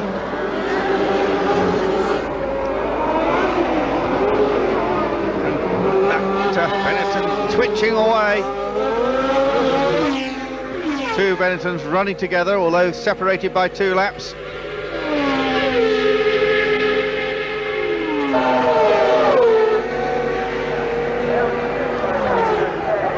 Boutsen 23 seconds ahead of Alessandro Nannini.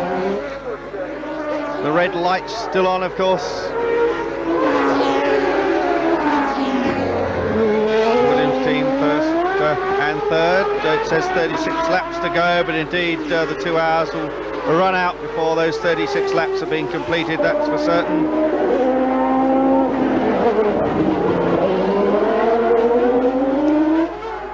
Certainly this will improve, I would think, the Constructors' Championship chances of Williams, should vault them past Ferrari into second place. Team, of course, which has won the Constructors' title in the past. The multicoloured Williams, yellow, blue, white, red markings. And Pirro now keeping up with teammate Nannini. Nannini, second place, still chasing after Thierry Boutsen, but unable to make any impression. 23 seconds to gap now. Boutsen, Nannini, Patrese, Nakajima, Pirro and Martini. 24 seconds between Patrese and Nakajima, and 30 seconds between the second and third place men, Nannini and Patrese. So really the position's set at the moment, but so easy to make a mistake. Tiredness starting to set in. At least the drivers now will know where the bad puddles are. Now we see Nannini accelerates away. It's at this point, Andrew, now Nannini, if he thinks he's got anything in hand, is going to have to really push hard, because we're into the last segment of the race and it's not going to go the full distance first of all. So he's going to have to really get the head down and try and bite into that 23-second gap between himself and Thierry Boutsen, and that's quite a handy lead to have. It's a 20-second lead or plus is always a hard amount of time to bite into, and unless he can start taking seconds per lap out of Boutsen, I think we're going to see Nannini resigning himself to finishing in second place and let Boutsen go on to win his second Grand Prix in his career and a second win in '89. Yes, there is Nannini, the Benetton still twitching away. Sandro is married to Paola, and his first championship victory was way back in 1981 when he won the Italian Formula Fiat Arbath Championship. He's been racing for 5 seasons now in Formula 1.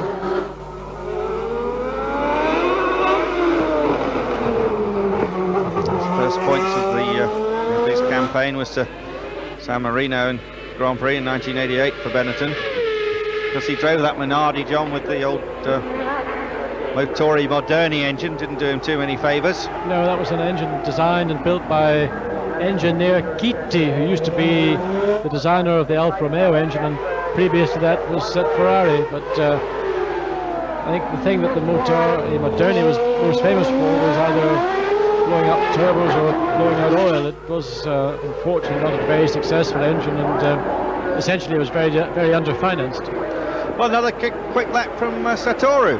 1 minute 40.238 from him. 84.355 miles per hour, compared with in the dry 105 miles an hour around this circuit.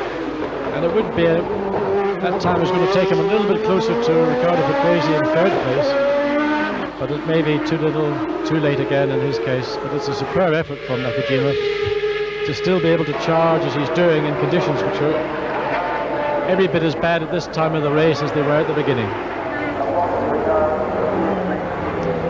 Yes, we've had some exciting moments in the 4 or 5 years of the Australian Grand Prix. 1985, of course, was the race where Niki Lauda drove his last Grand Prix and crashed out of it. 1986, we had Nigel Mansell attempting to win the World Championship, and he had that incredible incident when his tyre blew. 87, we had Gerhard Berger actually winning his second successive Grand Prix. And last year we had a complete McLaren whitewash with Prost and Senna result. Prost beating Senna. 85 race, of course, won by Keke Rosberg. The 86 race by Alan Prost. The 87 race, as I said, by Berger. And the 88 race again by Alan Prost. Some of the streets of the circuit used on this track: Wakefield Road, Flinders Street, East Terrace, we saw that, Rundle Road, Jones Straight, and Quittville Terrace, that's the long straight, also named the Brabham Straight. A fascinating circuit, as we said, part of the circuit in the area of the Adelaide racecourse. Nakajima down in under the 140s now. Yep, he's still putting in the quickest laps. He's reduced the previous quickest lap by 2 or 3 more tenths of a second, and he is driving an absolutely wonderful race. Judd-powered Lotus, designed by Frank Durney, and who started his Grand Prix career with Lord Alexander Hesketh, who is now in the House of Lords. Yes, and a junior Minister of the Environment to boot. Very eloquent gentleman. I hear him frequently in the radio.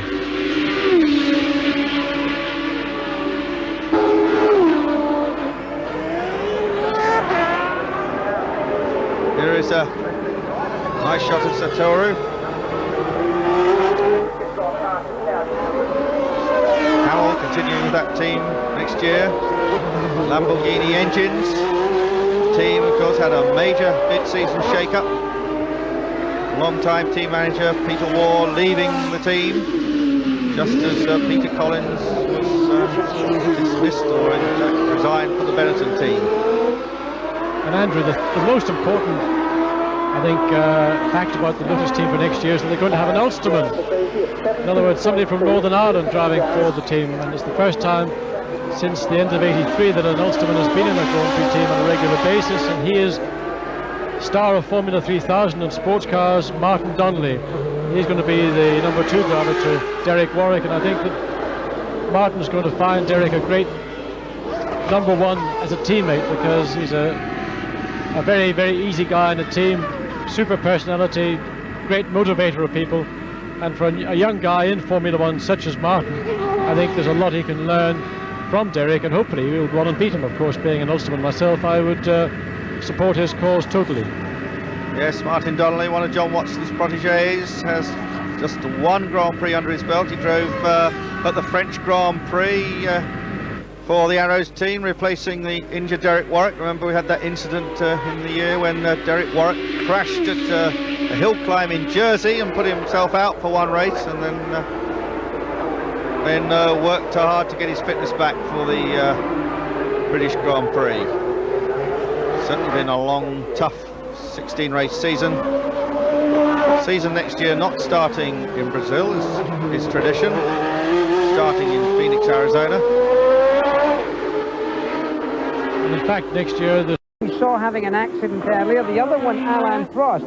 Now, Alain Prost has been in an amazing set of circumstances over the last 2 weeks, waiting to find out if he indeed was the world champion. Right now, he's down in the pits, and of course, one man who has been speaking to him many times this weekend is Barry Sheene. Yeah, Jackie, well, if you want to know where Alan Prost is, he's probably in the best place. He's in the McLaren box at the back of the pits watching the television. and Senna's also in the back of the box there. He got drowned, prosted by Ron Dennis a little while ago, absolutely smothered in champagne, I guess for winning the World Championship. But as far as Alan was concerned, he said, I think I got drowned in champagne because I had 2 wins. I won the World Championship, and I'm sure I'm one with my decision not to race today. And standing out here, I reckon he's right. Back to you, Jackie. Well, thank you, Barry. It was a very brave decision by Alan Prost. He said it before the first start today. He said that he was going to do 1 lap and come in and not drive because he felt that the track was too dangerous, and he thought the other drivers would support him. That they did not do. They continued, but Alan Prost bravely stood by his decision and chose not to restart after an incident on the 2nd lap. So Alan Prost is sitting there watching in comfort our Channel 9 coverage. Now back to Murray Walker and James Hunt. You notice he's got a red light on at the back. That is mandatory too. The Formula 1 car construction regulations make it obligatory for all the cars to carry a red light and for it to be switched on when the conditions are like they are today. But I remember Johnny Herbert saying to me when he came in to talk to me after having retired from the Belgian Grand Prix in conditions just like this, and when I asked him how close you had to get to the car in front to see the red light, and he said somewhat wryly, you have to put your helmet on it before you can see it. Nobody in danger of doing that to Alessandro Nannini at the present moment, because he's got a half-minute gap between himself and Riccardo Patrese. And as James has said, it is Nakajima that's making the running at the moment with fastest lap after fastest lap in order to enable him, as he will know from his radio contact with the pit, to cut down the gap between himself and Riccardo Patrese in 3rd place. This is Nannini.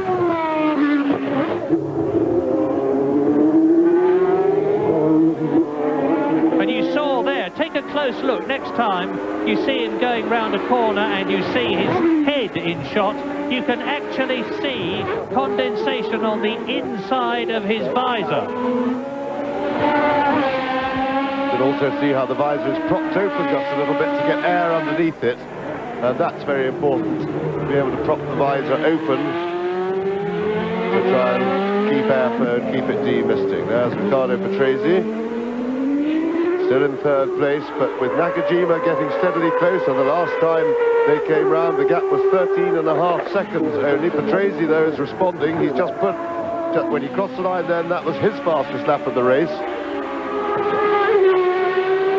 So it looks like the battle is beginning to develop as Nakajima goes through, and the gap actually, Patrese's response, is now just over 14 seconds.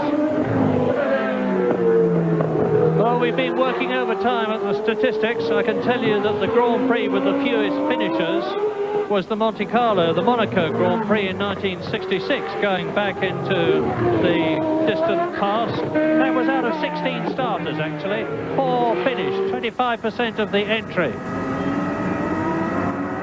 And interesting fact, Thierry Boutsen leads, Nannini 2nd.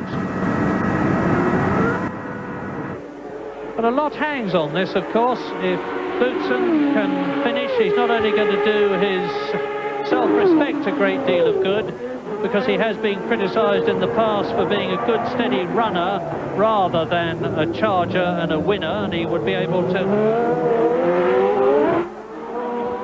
He's been criticised in the past for being a good, steady runner rather than a winner.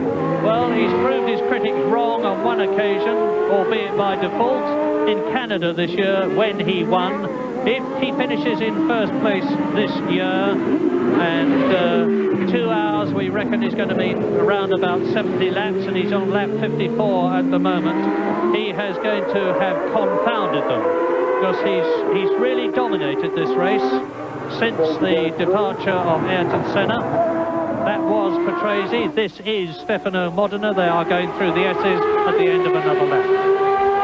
Yes, and Stefano Modena's had a pretty miserable race, really, with Pirelli tyres clearly not up to the mark of the Goodyears in these conditions. And he is, I think, elected to take a steady run and try and keep the car in one piece to get a finish out of it. And in the circumstances with not having as much grip as most of the others, I think that's probably a sensible decision. Meantime, the battle between Nakajima and Patrese continues, albeit separated by 13.5 seconds at the moment. Race order, lap 54. Boutsen leads, 32 seconds. Nannini second, 27 seconds. Patrese third. So the two Williams cars are in the first three again. Doesn't look as though they're going to be in the first two, because Nannini is holding his place seemingly without a great deal of effort from the... I mean, I know there's a great deal of effort. He will be trying extremely hard just to keep the car on the track.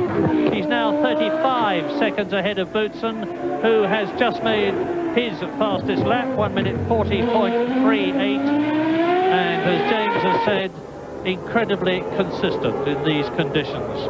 Nannini through onto his 55th lap, and the leader Boutsen has lapped everybody up to the fourth position man, Satoru Nakajima. Patrese is 24 seconds behind Nannini.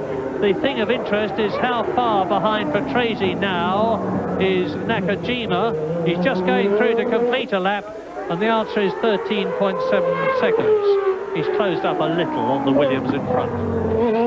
Yes, and Patrese is really pushing now. He's put his own fastest lap of the race up. And there's undoubtedly a battle developing between these two, which of course they will be well informed about with the gap. And at the moment it looks as if Patrese's response is pretty much holding the gap at between 13 and 15 seconds. Question: how difficult is it, as Boutsen must be doing, to maintain your concentration in a situation where you're out on your own, you know there's a big gap behind you, but you've got to finish to win?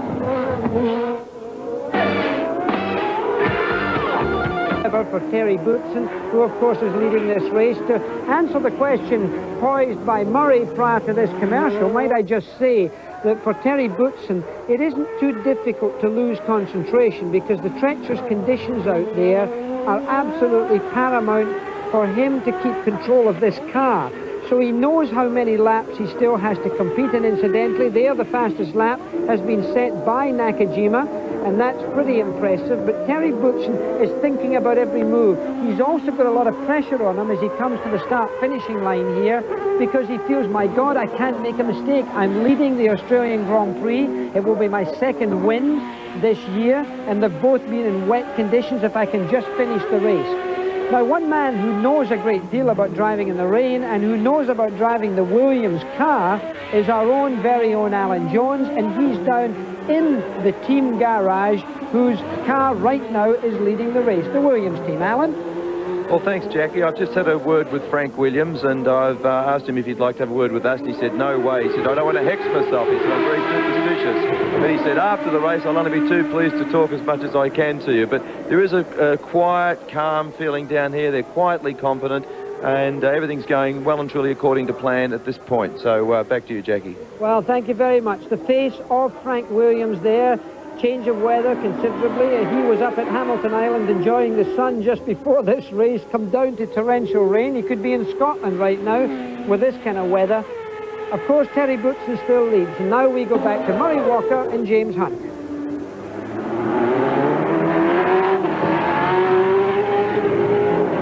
There is the Belgian. Coming up to lap, Pierluigi Martini. We've said a lot about the tyres that Martini has got on his car.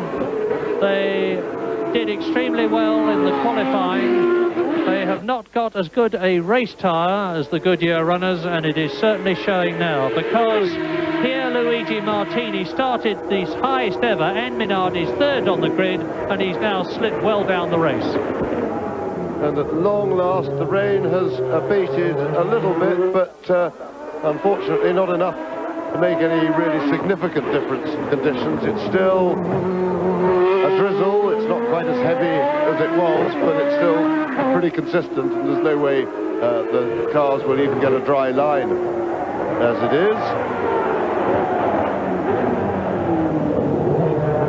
Tracy going past Gugelmin there.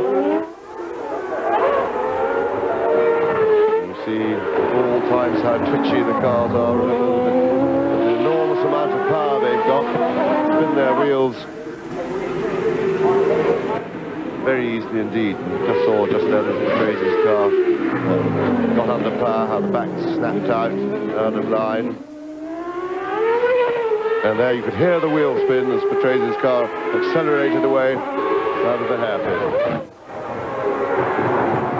Well, the last one we had go out, if my memory serves me right, unless I'm very much mistaken, was Eddie Cheever, who came out of the race and disgustedly walked away from the car. And we're expecting this race to finish Australian time about 5 minutes past 5.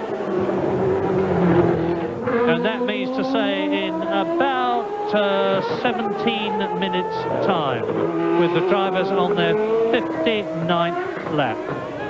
And it's going to be a long and demanding 17 minutes for all of them. Well, it's going to be quite a hurried one for Nakajima, who is now only 9 seconds behind Patrese, but it would seem very much touch and go as to whether Nakajima is going to run out of time. Yes, it's going to be a very close run thing. Is the Williams going to finish? Because he is about to lap him, Satoru Nakajima, having unquestionably the greatest drive of his career. Satoru driving for Tyrrell next season. Just look at that spray. It's as bad as it has been throughout the hour and 40-odd minutes that this race has been running. Nakajima sliding around the track, trying to take 3rd place. He has had a 4th position in the past. He'd love to be on the victory rostrum for the first time in his Formula 1 career. Of course, he has had many victories in Japan, in Formula 3000, in Formula 2.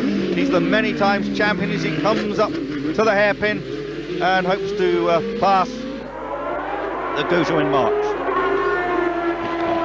The speed that Nakajima is driving at right now is really quite an amazing. We've never seen this kind of fire or fight from Nakajima in the past, and really people have considered his position in Lotus and any team that he was going to be driving for to be really based on the commercial value that he can bring to a team. He's got a lot of Japanese sponsors behind him, not least of all Honda, with the Honda engine which he will have at Tyrrell in 1991. But really here today we're seeing real justification for Nakajima being a Grand Prix competitor, and I hope that in the future now we can see sort of the self-realization of Nakajima as a Grand Prix driver, and that he can go on and drive the way the people in Japan believe he's capable of, and not really how we've seen him in the 3 seasons that he's raced in Formula 1 in the World Championship. Of course, John, he's one of the older men out there. Nakajima, 36 years old, comes from Okazaki City in Japan. He's married to Akima, and he's been racing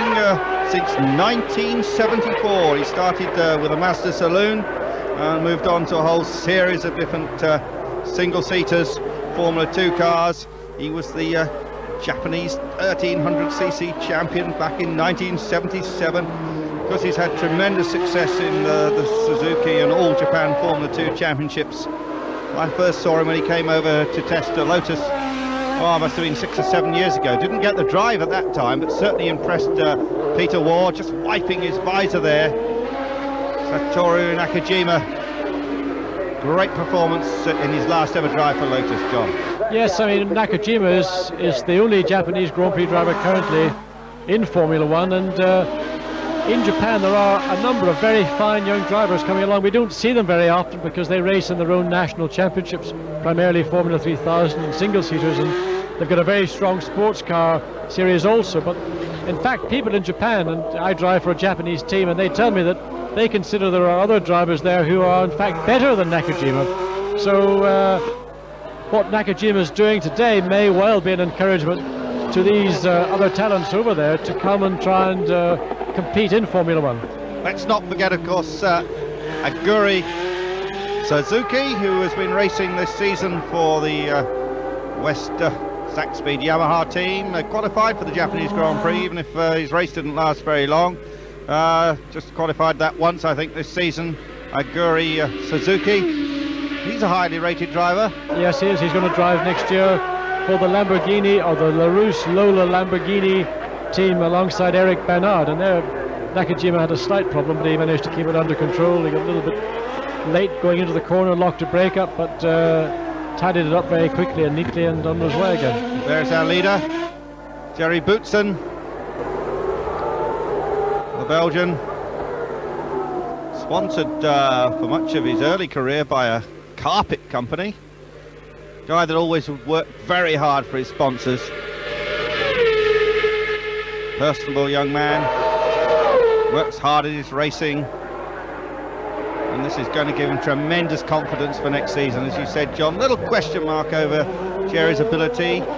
Upstage on a number of occasions this year by Riccardo Patrese, but a supreme performance today around the rain-soaked streets of Adelaide, South Australia. It's a very impressive race Boutsen has shown us today, and he needed it badly, because his career at the end of the 89 season was not really looking as healthy as it did at the start of the season.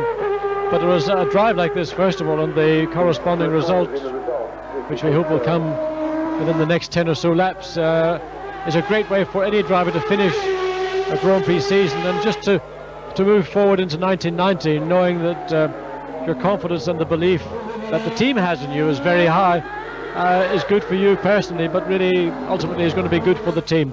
And to have two drivers who are capable of winning is so important these days in Formula One. You can't really afford to have to carry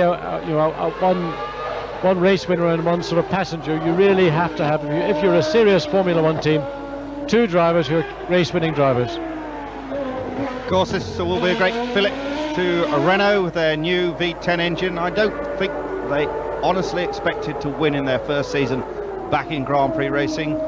2 wins of the season will be manna from heaven for them. They'll be absolutely delighted with that. One thing is certain, the ultra-professional Williams team will not rest on their laurels. They know that the FW13, Patrick Head, the designer, knows that the car still has development to be done. It's been a little disappointing in its early races, but it hasn't had that much development, and I'm sure they'll test over the winter.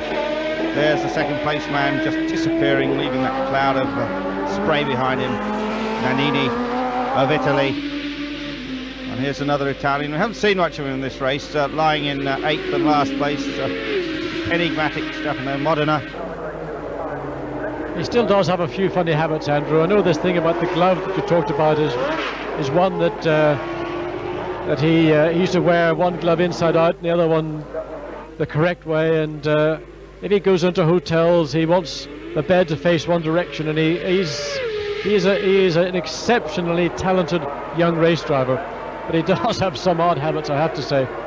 But if those make him go quickly, and that's what it takes, you know, this kind of superstition, if he needs that to be quick, then we'll let him get on with it, and I'm not really going to pull his leg about it. I think that the results are what important, not what you might need to get them.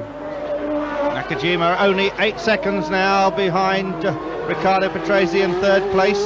Talking about superstitions, Alan Jones, the great Australian... Andrew, that's less than 8 seconds now. Patrese is within eyesight of Nakajima. Or Nakajima's within eyesight of Patrese, both of them. I think probably now Patrese might just get a little glimpse in what he can see out of his mirrors, but the speed at which Nakajima has been catching Patrese has Patrese has not been able to respond.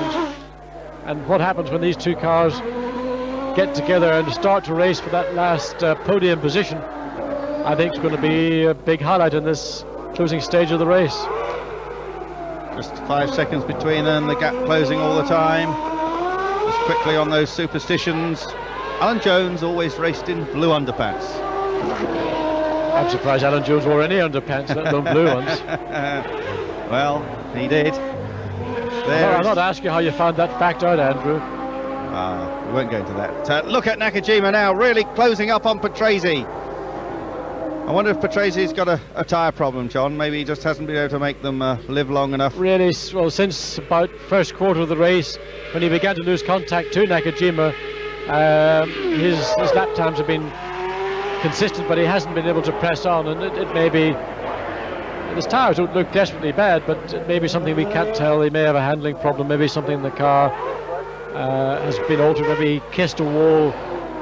Very, very small detail facts can alter a car's handling incredibly, and in these conditions, of course, everything is amplified, being so little grip, and the precision that you need has got to be absolute.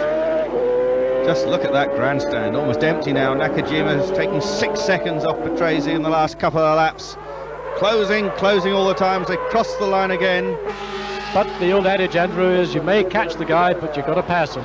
And time is running out. I think that we maybe see another 5 or 6 laps, and this race will be called a race. And Ricciardo is, let's say, a competitive driver when it comes to being overtaken, and especially with third place being up for grabs. He's not going to want to give it up easily. No, so a battle for third place, keeping this incredible motor race alive. This Australian Grand Prix, a race we remember for many years. It just seemed that Patrese can pull away in that section of the racetrack. I think that's probably a little bit of the engine performance, where the engine is very flexible. But look how much Nakajima closes up on that section. He's taken half the gap. On acceleration, the Williams is going to pull away. It's got more bottom end power, it's got more top end power. But in sheer handling terms, the Lotus appears today to be the car that's working better than the Williams. So overall in the lap, Nakajima is going to take time out of Patrese, but in certain sections of the circuit it's going to be quite difficult. For here we got another dangerous situation. A car was obscuring the corner. Modena Brabham. Oh, Patrese. Nakajima is going to, he hasn't gotten through yet. Patrese is certainly sliding around a lot more, but Modena holding up Nakajima. Yes, he is holding him up badly, and probably Modena doesn't even know that Nakajima's there, and he can't see him in his mirrors. But Nakajima's pushed his way through. Courageous place to do it, because there's not that much room, and he had to go onto a very wet part of the track to get through. So the chase continues. Nakajima just did a 1:38 odd, fastest lap so far. There's Clive, one of the old faithful Lotus mechanics. Yes, Clive the tyre man in the pits. He's going to be delighted with this. I think he's been with Lotus for 15 or so years. Yeah, well, he'll be getting the old Saki out this afternoon if they get a third place. Yes, Clive, a man who was performed the odd stunt down at the Tip Top Bar at Monaco with his old mate Kenny Szymanski, who no longer works with the team. He's working with Jaguar in the States these days. And there's the Williams team. They've got a tyre ready, John. Yes, but it's a little bit late in the day to think about changing them. If they wanted to do that, it should have been done a long time ago. But they have them out anyway. You never know. Maybe the problem Patrese is suffering is maybe a deflating tyre, a rear tyre or something, just going soft. So they have the tyres there in any event in case he wants to stop. Well, the pressure's still on. Riccardo Patrese just looking down to the cockpit. His teammate continues to lead the race.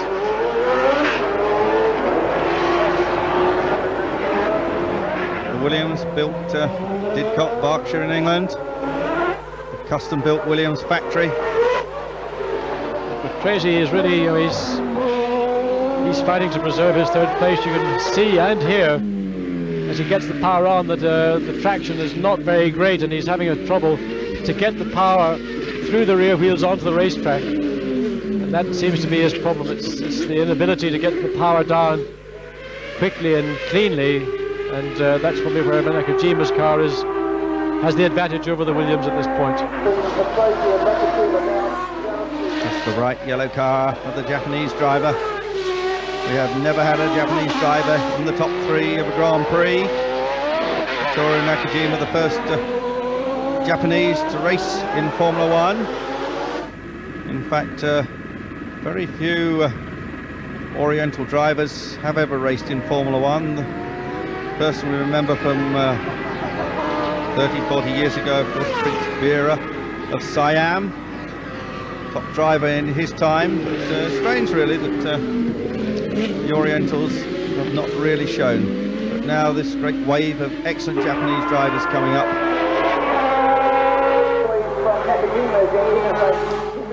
There is Thierry Boutsen, one of a long line of successful Belgian racing drivers, people like Jackie Hicks, Paul Frere, Oliver Jean-Tourbillon.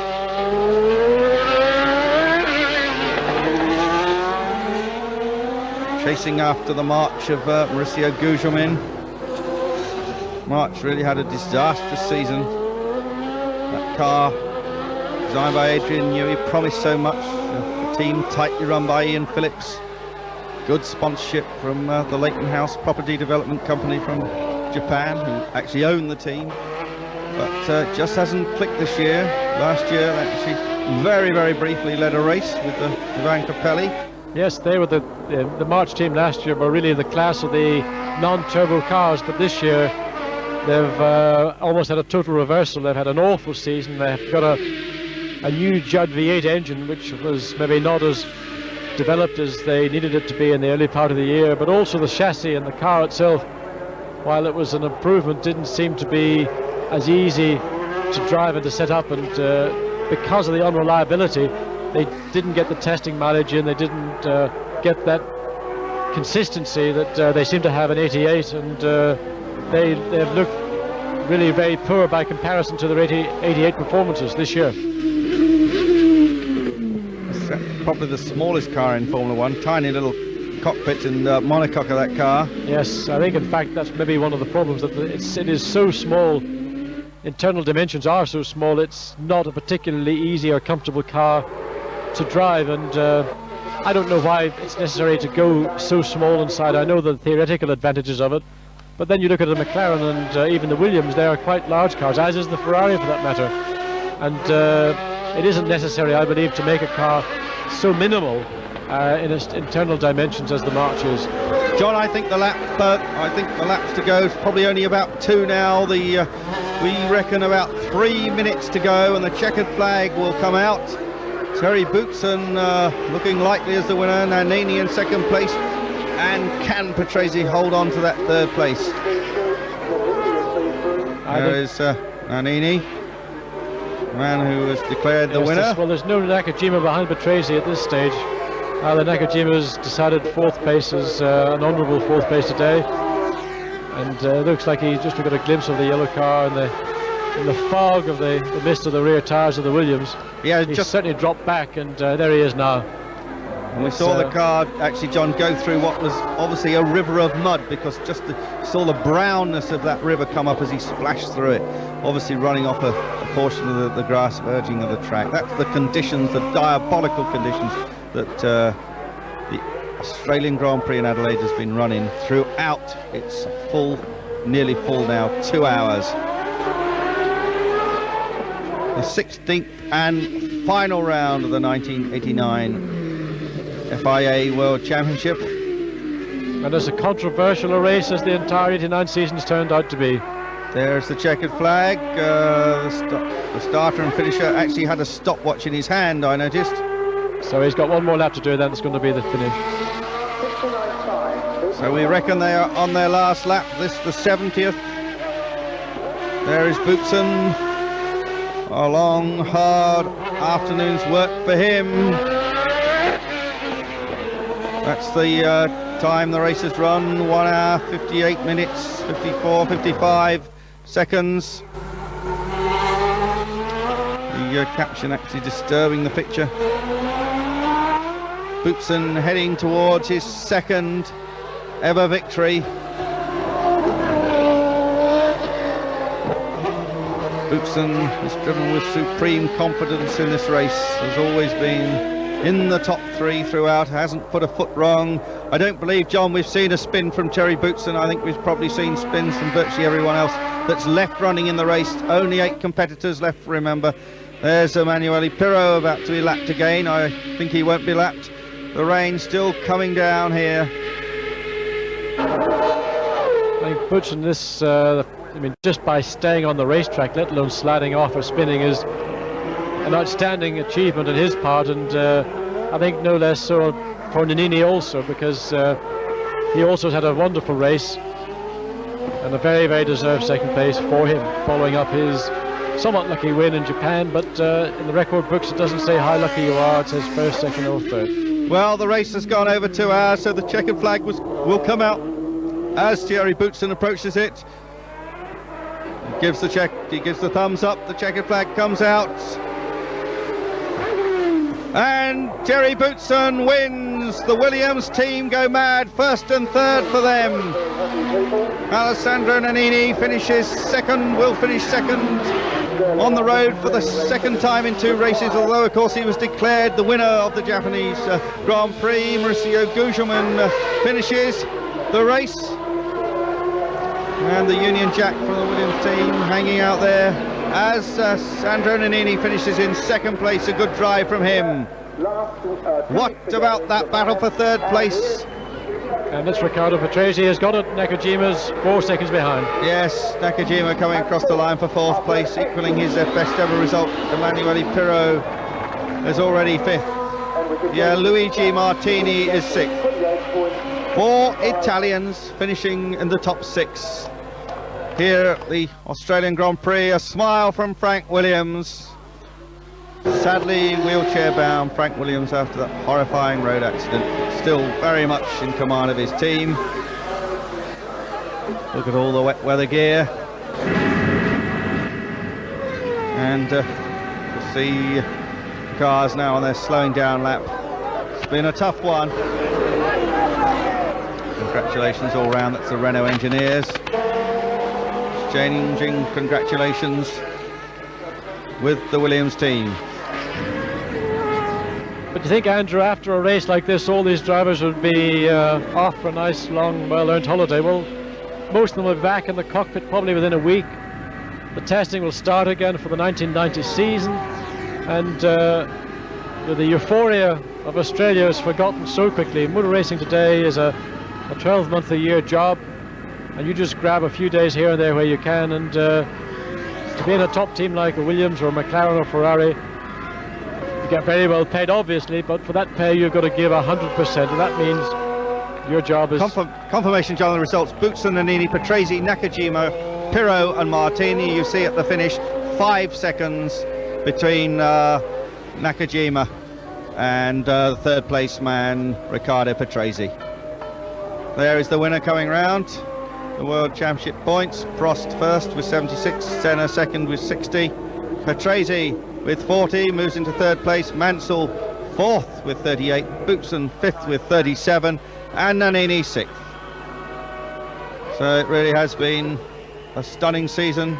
Eurosport have brought you every race, the majority of them live. Let's just look at the World Championship.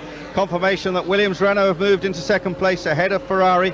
McLaren Honda, Williams Renault, Ferrari, Benetton Ford into fourth place, Tyrrell Ford fifth, and sixth Lotus Judd.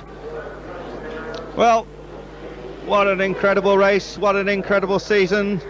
From John Watson and myself, Andrew Marriott, we've enjoyed ourselves this season. We hope to be back with you next year. It's goodbye from us. It's a goodbye from what has been an absolutely incredible Australian Grand Prix, as we see Riccardo Patrese coming in. So it is finally a goodbye and good day from a soaking Adelaide.